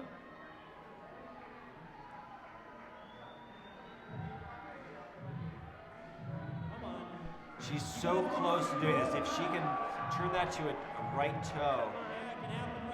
Oh, shoot. She did her best, it looks like. So that was an excellent effort. Excellent effort. And already, you'll see, we're on our last problem. And we're moving up to Megan Martin and Ty Landman. Now, do you know Ty? I do. Yeah, so tell me a little bit about Ty and what he's been up to lately, because it seems like he disappeared for a while, and then now he's back on a little. Well, you know, I haven't actually seen Ty in probably 2 years since we moved. So he, he's been studying. He's a very smart boy. Yeah, that's what it seems like. Yeah, and he also is an incredibly talented climber. So I didn't realize he was coming. It was awesome to see. Yeah. And just seeing him climb, I realized, okay, he's obviously been out there doing some stuff, keeping himself fit. So yeah, I always feel like excited when I see him. I met him when he was really young. Yeah. I was doing a World Cup in England when he was out there, so I feel like, he's been around a long time. Well, Lisa, thank you so much for joining us. It's actually really a pleasure for me to see you here because I've been climbing a long time, and I've seen your name all over the place, and it's really a pleasure to meet you. Thank you. Nice to meet you. Thanks for being here, Lisa. You can't even imagine the fatigue of these athletes. They're just digging deep trying to give it a show. So coming to join me with the booth here any minute now is River Manano, who is a route setter for the Circuit Climbing Gym here in Tigard, Oregon. Meanwhile, Megan Martin is making quick work of this. Hey River, how's it going? It's going great, how are you? Good, I'm Chris, great to meet you. Nice to meet you as well. Thanks for joining me here. Yeah, absolutely. So as a circuit route setter, what was your role in the finals comp tonight in this setting? My main role in this wasn't necessarily the finals. This was all Joel and Phil. Okay. These guys really came in and did some really amazing stuff. Being a setter at the circuit, I was setting for the red point competition. So mostly for everyone coming out for the mid-range sessions, bouldering and just having fun today. And how did all that go? According to kind of how you expected? It went great. We actually did a really quick job putting all the boulder problems up. Took a while before them, but you know, when you're doing close to 200 boulder problems. Is that how many that we've had today? Just under, just under. Oh my gosh. And then some of them got stripped for the finals here, so there's stuff that was only up for today and got climbed today, which is pretty cool. What do you know about the finals problems? Oh wow, look at that. She just barely caught herself. She was tipping over backwards. Do you have any inside knowledge of what's going on here with the setting here or expected sequences and that kind of thing? Or? Just a little bit from watching the forerunning that was going on earlier. This stuff is way above what I can climb. So. It's just really fun to watch what they do. They really come up with amazing gymnastic movements. That is an awesome top from Megan Martin. Excellent. She's getting her American Ninja Warrior hamming it up right there. Dude, yeah, she's great. That's so sick. So yeah, all these are very hard problems. Yeah, especially to flash them. You know, I mean, that's the thing with these, and to be able to separate out so many strong, powerful climbers into some sort of ranking they have to be, right? I mean, these climbers are very talented. Yeah.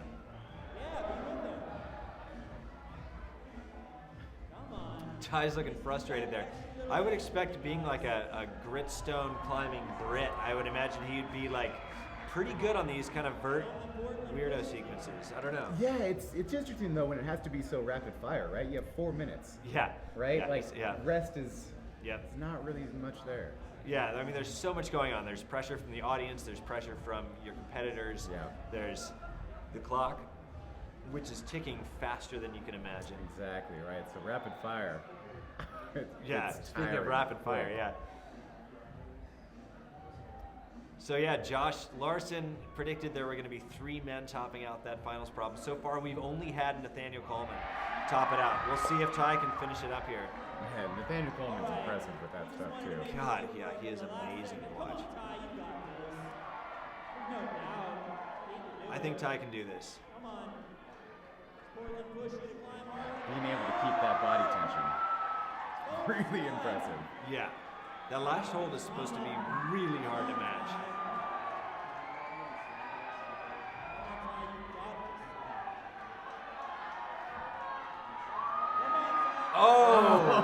Oh my gosh, that was unbearably close. Now is it, did the time run out on him? Yep. Yeah, he's done. He is done. So yeah, we're now up to the last 2 men and last 2 women. This could still go any way here. I think Jimmy Webb and Nathaniel Coleman, I would imagine, I think that's are going to in the be, lead. yep, that's going to be pretty tight there. We'll see what Jimmy does with this thing. This is kind of where Jimmy Webb does really good at, though, you know? Just tossing himself around, using all the strength that he has. And what do you think for the ladies? So far we've got Kyra is definitely right up there. Angie's definitely right up there. Yeah. Megan too, maybe. Gosh, Coming it's tough to into say. the finals tonight, I thought Angie Payne was going to be all over it.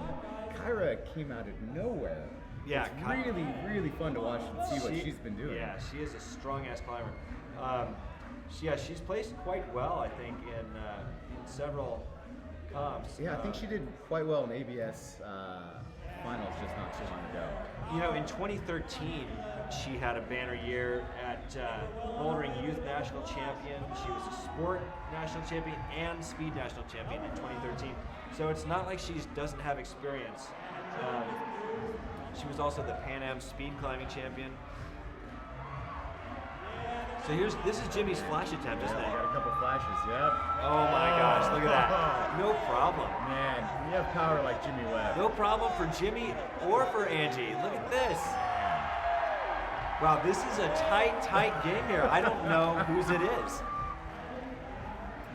Jimmy is psyched on that. He's so used to flashing the problems here that I think he felt like he had to do that one. And Angie, yeah, she looks super strong tonight. I'm really excited about Angie's performance. Yeah, it's really cool to see her climb. She's been in the game for so long now, too, that it's really cool to see her come to Portland and throw down here. Yeah, she told me earlier she was feeling like it might be her day. And I want to say that, judging by what we've seen so far, it has looked like her day. It definitely She's been has. doing awesome. She's been doing really, really well. To Yeah. flash something like that. Yeah. After climbing all day to come to the fourth boulder problem and take it down the first shot, yeah, pretty impressive. Now, Carlo is our last guy, and Kyra Condi, our last woman. This is it, folks. This is the Portland Boulder Rally 2015. These are the last competitors you're going to see on the wall, and we really don't know. It's such a close race. It's really hard to say who's actually winning right now. Kyra just well on her way. Kyra is certainly a favorite here. Kyra and Angie are both looking awesome. I think if she gets this flash, it's going to really... it's going to be tough. It's going to be really tough hard to to beat call. her, that's for sure. Wow. That's it. And again, in like 4 seconds, Kyra Condi is at the top of the wall and done with the competition today. Carlo is on his flash attempt. Super impressive to flash that first move, which is super tough. Oh my gosh. I wonder if he didn't see that big blue hold or if he's just trying a different sequence. You know, the interesting thing about Carlos, because he's so much shorter than the rest of his competitors, he has to come up with some really interesting and different styles to climb with. I mean, he has a tremendous amount of power as well, but when your wingspan isn't over 6 feet, you know. Exactly. So he is 5'7" with a +3.8, but it's funny because compared to the other competitors today, he's short. Yeah, and it is. 5'7" is not always short for men, but in this comp with these finalists, Carlos the shortest by far, and it just must be really tough as a route setter to kind of deal with all of the different heights and strengths and body sizes of all the people. It's like, I don't know how you guys come up with all these problems and make it fair. That's definitely something that we take in mind. But, you know, at the end of the day, you just kind of have to let it be out there because the people who are climbing are either used to it being reachy or used to it being, small. So. Good point. Yep. Yep.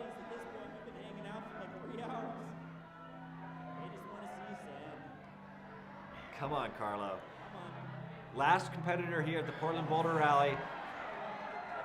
Carlo Traversi put in a super strong performance in qualifiers. He's probably not up there with the winners, but I'd say he has a chance for a podium finish if he can finish this problem. Absolutely. Come on, staring down the barrel at the very end of the comp. He's really good at these compression-y, slopey things usually, so let's see if he can pull it off. Oh, just missed the hold. Yeah, kind of a off target there. Accused him of not giving it everything that attempt.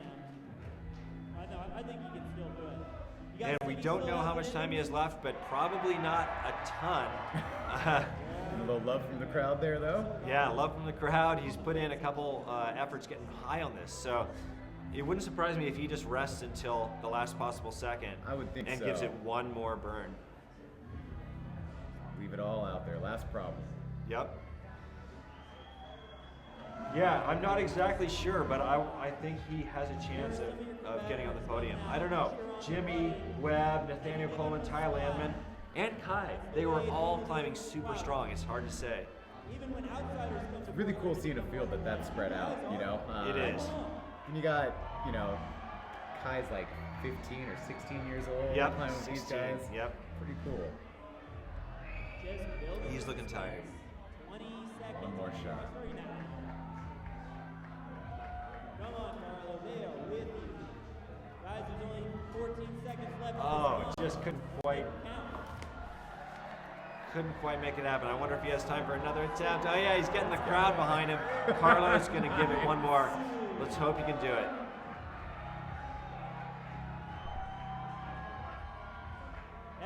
Nice.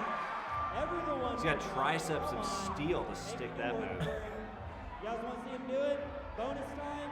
Last climber? Last boulder? Yeah, I think I wrote a book about this one. Come on! Changed his sequence there to actually go to the hold this time instead of just the volume. Oh my gosh, Carlo could make this. This would be really big. If he can do this, I cannot tell you how important this would be sick. Come on, come on. This is the magic. This is what climb climbing is all Come about. on. Come on, Carlo. Ty Landman was not able to make this move. Can Carlo do it? No, he just didn't quite have the reach. But he's happy anyway. That's the greatest thing. I love to see that. Still happy. He tried his best. That wraps it up for the competition. I mean, that just went by so fast. We're going to have to wait for the scores. I mean, I cannot tell. It's going to be a who's bit. the winner. Do you have any ideas? What do you think, River? Oh man, just seeing the finals. Jimmy's always past 2 years. He's really been impressive. So he's up there for sure. I think the women's really tight as well. Kyra might have it over Angie. I'm not sure. Kyra? Yeah, I think it's the third problem was kind of more separating. I didn't see how many attempts that. I know that they didn't flash each one, so I think that might be the deciding factor as well. Number 3 leg. Yeah, it's really tough to tell right now, but as soon as we know anything about the final results, we'll get back to you. Right now, we're going to give a shout out to our sponsors. Thanks, and we'll be right back.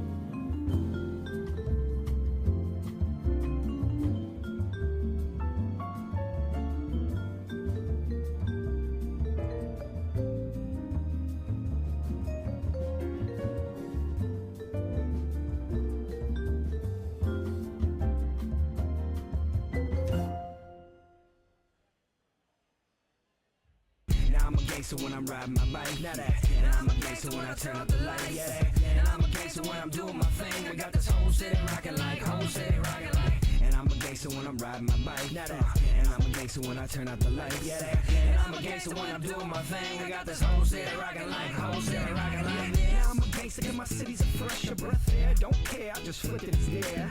Forthcoming new sound with a marvelous talk. I caught her strutting down the boardwalk looking for that short job. Quick talk, baby, do that hip hop. Strutting in the flip flops, gimme waist stop. Funk, honk, honk. I beat bad motherfucker. Practice putting it perfect, work it out your person. To the grass you're seeing outside is so green, oh so fertile that it's all worth the while. Dogs turn into crowds, frowns turn into smiles on the shroud of this newfound power. And through this careful interactions, your surroundings are connecting to you, stretching to this mesh of never-ending endings.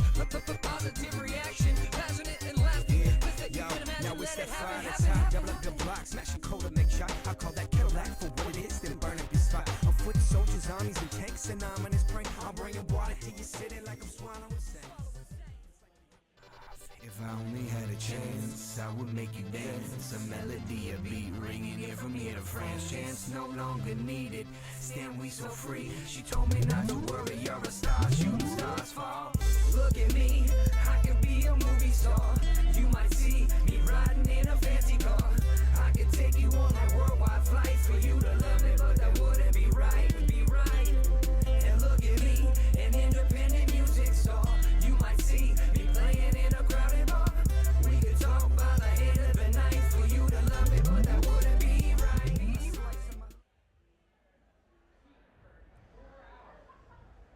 Thanks everyone for tuning back in here at Portland Boulder Rally, the 5th annual here at the Circuit Bouldering Gym in Tigard, Oregon. With me here is River. Thank you so much for being absolutely. here. You're a route setter here at the Circuit Gym. I am. And you set for the qualifying round, is that right? Yeah, so we've been setting all week. We pretty much stripped the entire gym down, and all week we've been putting up boulder problems. I think the final count was right around 170 or something like that. So that's amazing. It's been quite a few boulder problems up there. Yeah. So what do you think of the action so far tonight? It's been so close between the men and the women, the top 3 or 4 spots. It's really tough to know. In fact, we do not know yet who has won this competition. Yeah, it's too tight. I mean, it makes for good viewing, for sure. For sure, yeah, it's been great. Man, I mean, I think Kyra has it, and I would say Jimmy Webb. I think those two. Jimmy is just super impressive. Always, yeah.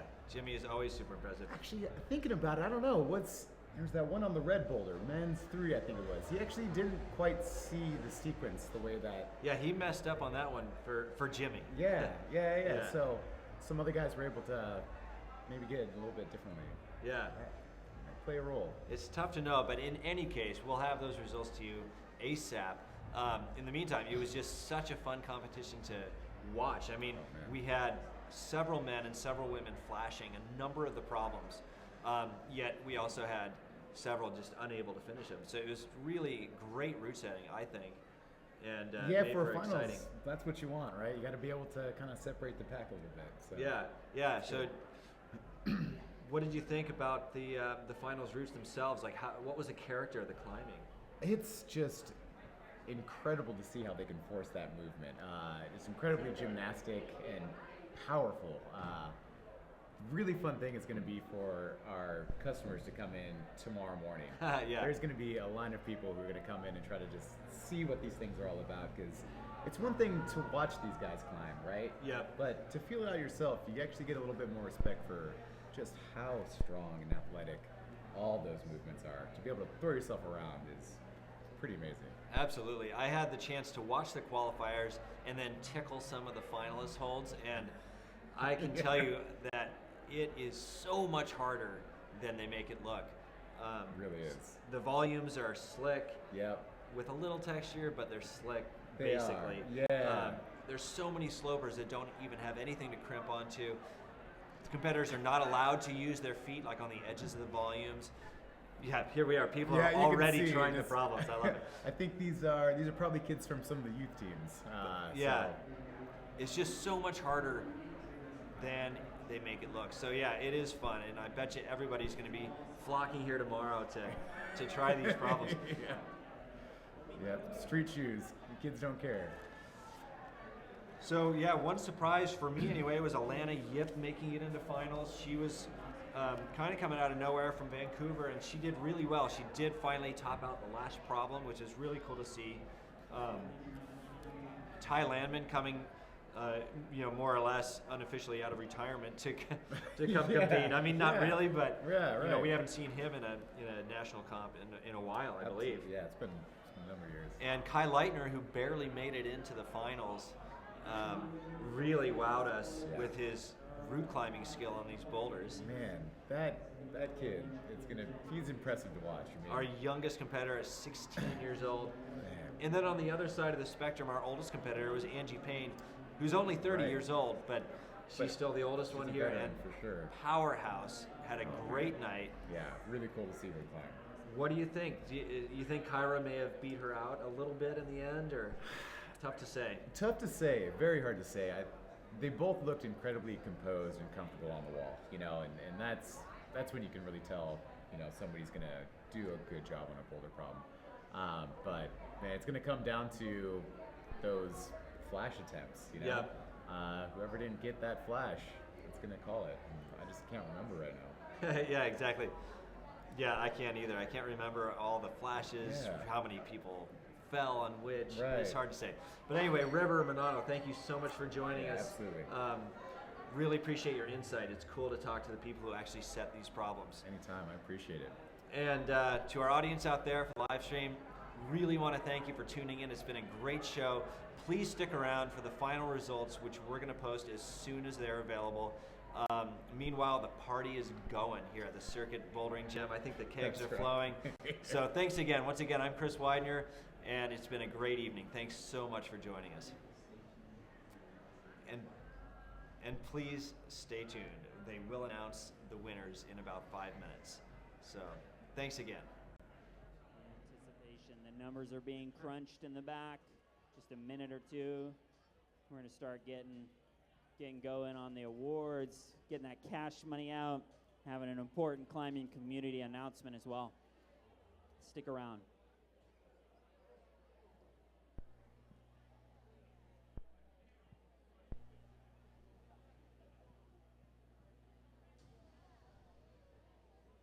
Nice one, Megan.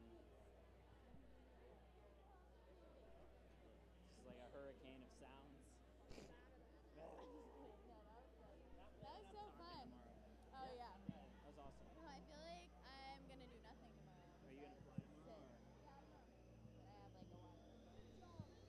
Yeah, she did do a good job, didn't she? I had a blast. That's all that matters. You always have the best smile. That's for sure. Thank you. I feel like it's great when you can see my facial expressions because I feel like I always make weird ones because I'm like, I don't know what I'm doing. Yeah. Like, I hope this works, but I don't know. Sean, hold him out. No, touch him. Okay. Thank you. That's so pretty. Heck yeah, she'll sign your phone case.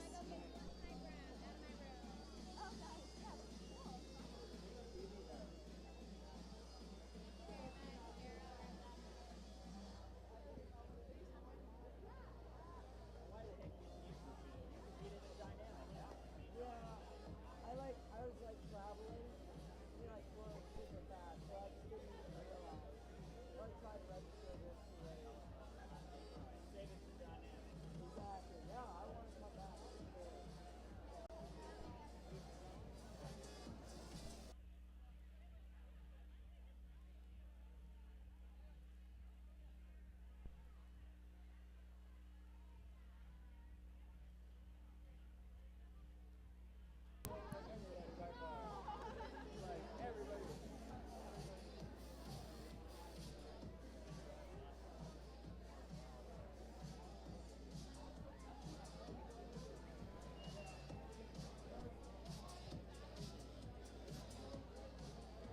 Don't be bashful. Come and check out all these problems that everybody was battling on. Scorecards almost tallied.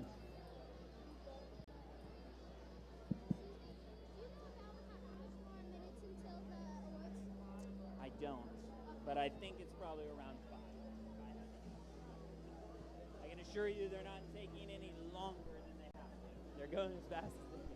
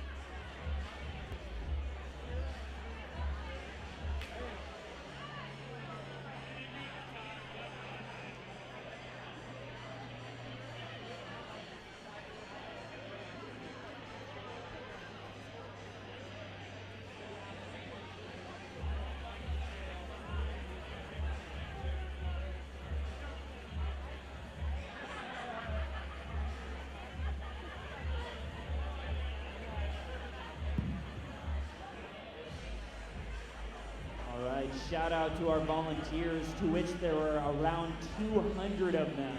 Thanks for making this possible. Just a friendly reminder that we could use some help tonight if you're still up for it. And the call time tomorrow is as close to 8 a.m. as your body can manage. Thank you guys.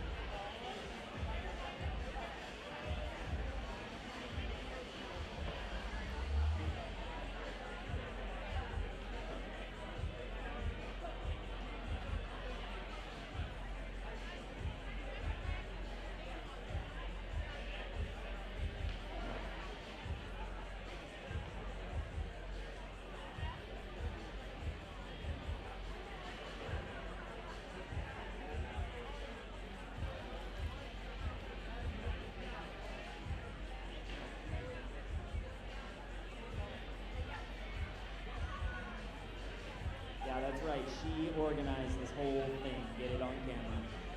Mandel Experiences. Call her up. Get an event. All right, that's enough camera.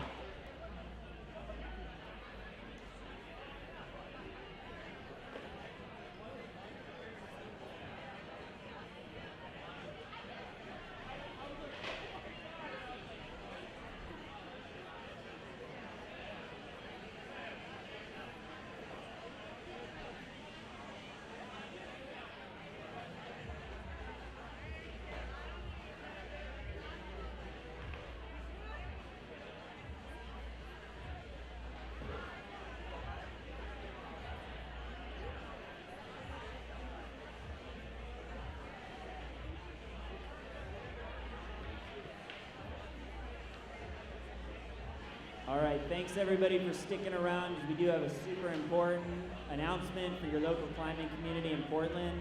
I'm gonna hand off the mic to our good friend Chloe, who organized the whole event. Thanks, Chloe, and here's an important message.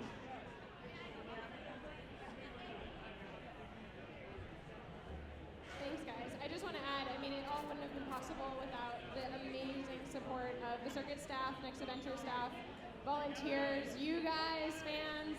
Big round of applause, Portland Boulder Rally 2015! Amazing! It's just such a strong showing and such an amazing Pacific Northwest climbing community. I just want to bring up kind of a tricky issue. And so if I could get all of your guys' attention, we are going to honor a competitor that sadly couldn't be here today.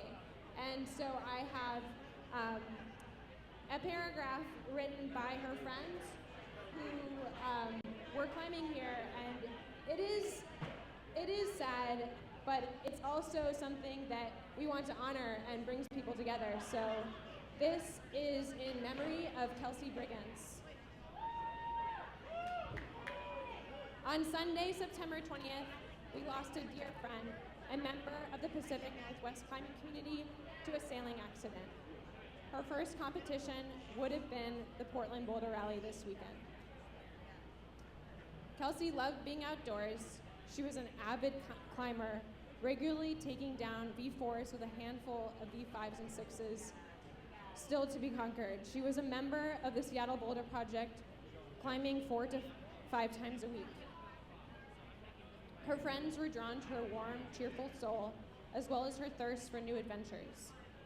Kelsey's father, Mark, described her as an extraordinarily curious and brilliant person.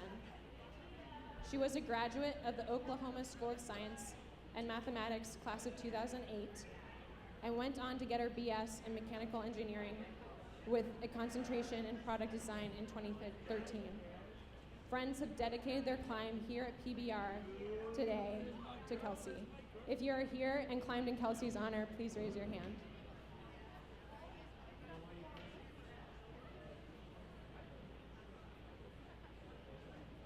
Awesome, thank you. A moment of silence for Kelsey, and I think it just shows how strong we are together, and we certainly, this brings us together and just makes us appreciate what we have and what this really means to us in our lives, whether it be a totally new hobby or something that is our entire profession. I think it definitely shows here. This showing is just inspiring, and Kelsey lived that, and we honor her. Thank you.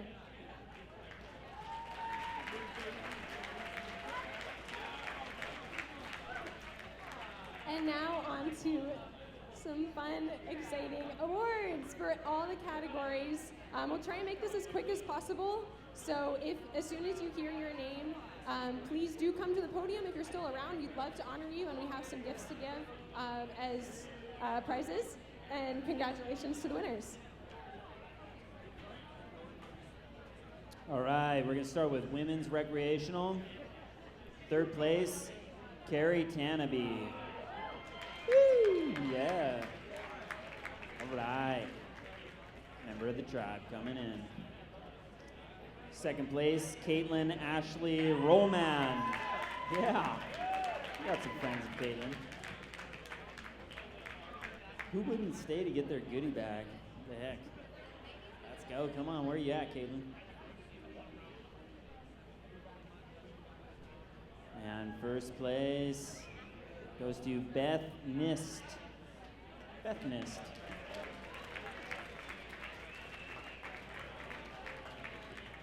Anybody?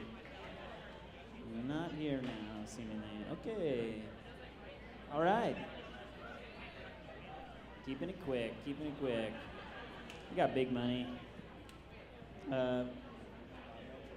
Men's recreational, Brian Howell in third place.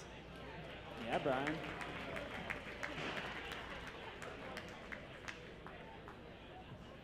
Just more goodie bags for me. Okay. Second place, Alex Peterson.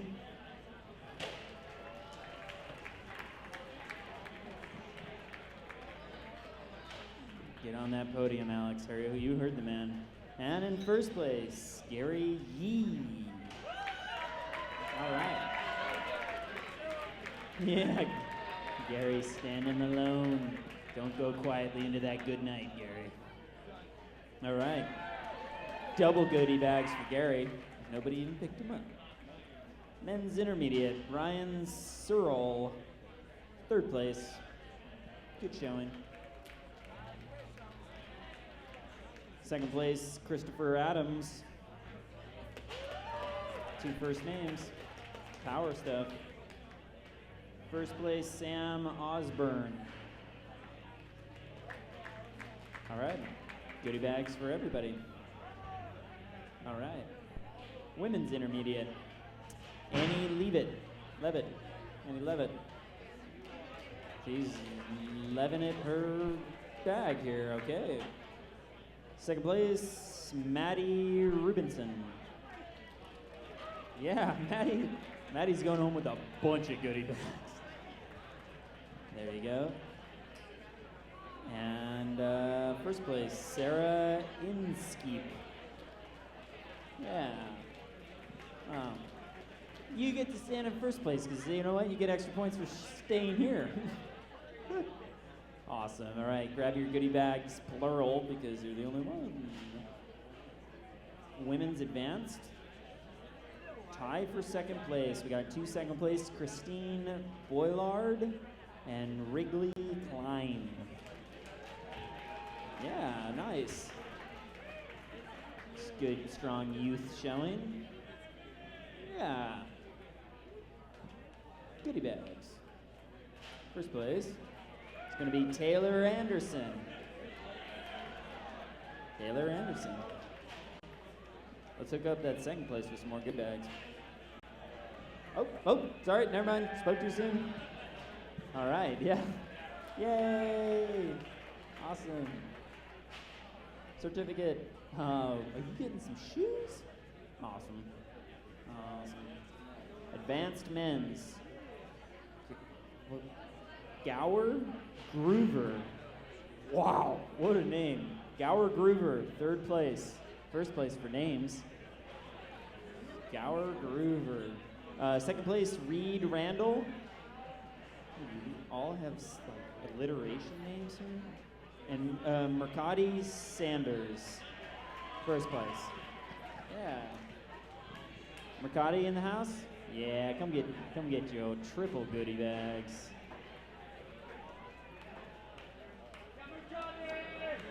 Men's Masters, undoubtedly one of the most important categories. The lifers, Craig Malik. Craig Malik. Oh, he's such a master, he had to go take a nap. All right. Second place Masters, Logan Carr. One of your locals from Oregon here. Little Smith Rock Slayer. He's probably napping as well, somewhere in the geriatric century. Eric Simon, first place, Men's Masters. Eric Simon. Don't go quietly into that good night, old man. Women's Masters, Karen Tickett. Karen Tickett. There's an apostrophe there. Tickett. Not here. Second place, Katie Mills. Yeah. Maybe they would have stayed if we saved them a case of Ensure. A geriatric joke. First place, Takako Tamari. Yeah. Thanks for staying around, Takako. We got lots of stuff for you. Late bird gets the worm. Woo! Yeah, way to be with her. Okay. Are we starting to hand around checks? You guys want to see some money get handed around? Yeah, I think they would deserve it. We're going to call up our head judge, good buddy Matt. High energy.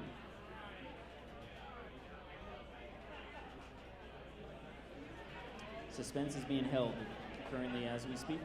Hang with us.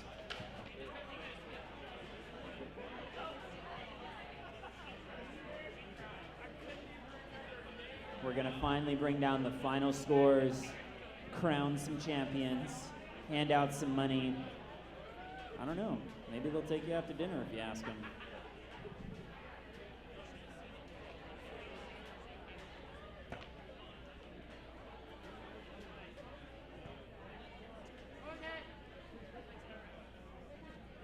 I think one of our competitors is come here to claim a goodie bag. Get up there. I'm voting her best tights in show. Kitten tights. You can't go wrong. Best tights in show. All right, yeah, keep the sight, Kai. We're gonna be handing around some cash or checks. Good as cash. Just a minute.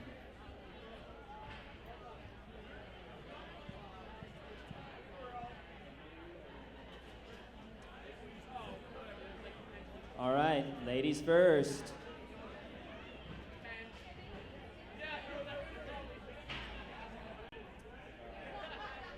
Sixth place, got our Canadian sweetheart, Alana Yip. One top, 67.93 points. I try to be specific for the engineering types like her. Fifth place, your local crusher, Lisa Chilich. Yeah, come on guys, they put on a show. All of the competitors come up. We're all friends, we had a great time. Don't be bashful. Lisa Chilich got one top and 70.47 points. And fourth place, Kasia Petras. Yeah, she put on a good showing. This is awesome. You guys can maybe just get in front of the podium. That way we all get a photo together. Photos. And in third place, your sweetheart, nicest girl in rock climbing, question mark. I think you actually answered that one tonight. Megan Martin. Megan Martin, your Ninja Warrior. She gave you a show, didn't she? Yeah. Where are you, Megan? She even dressed accordingly for women's sport. I thought that was neat. Yeah, Megan. Whoa. Whoa. I guess our fuel tank for balance ran out. We don't do that on Ninja Warrior. They hand her the check and let her sit down. Angie Payne in second place. Going home with some money. Check money, honey, check money.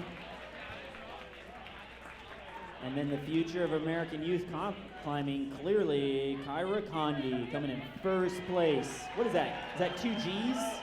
2 G's? I believe that is $2,000. Guess we know who's buying dinner tonight.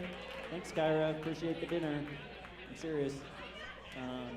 All right, guys, this is your girls' field. They worked super hard for you. We had an awesome time. Yeah. I know our voices are had it, but let's take a photo. This is awesome. Cool. All right, thanks, guys. You can leave now.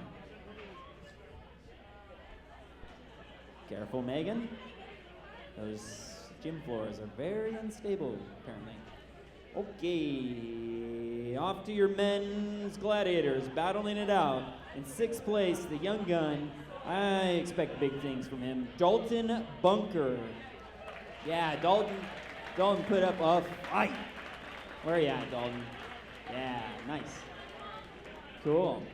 And in fifth place, sport climber, not afraid of any bouldering comps, Kai Lightner. World's lankiest man. Nice. Good work, man. When we used sport climbing, I think he had like a 90-second ascent of like men's 3. That was just awesome. Fourth place, Carlo Traversi. Woo.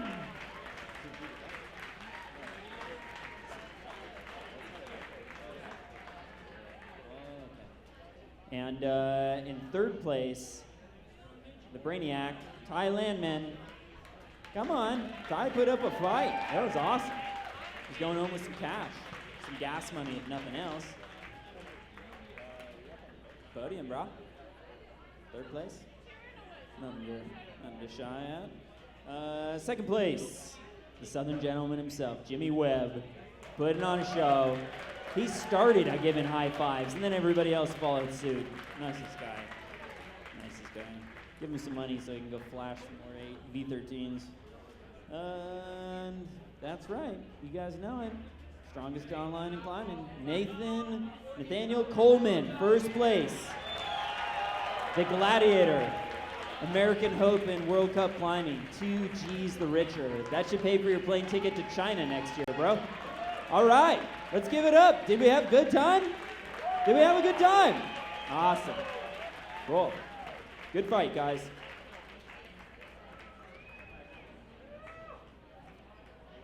That concludes everything. Thanks to the circuit for bringing everybody here, making an awesome party for us all. Appreciate it. Have a great rest of your night. I'm Onder, and I thank you for all your patience.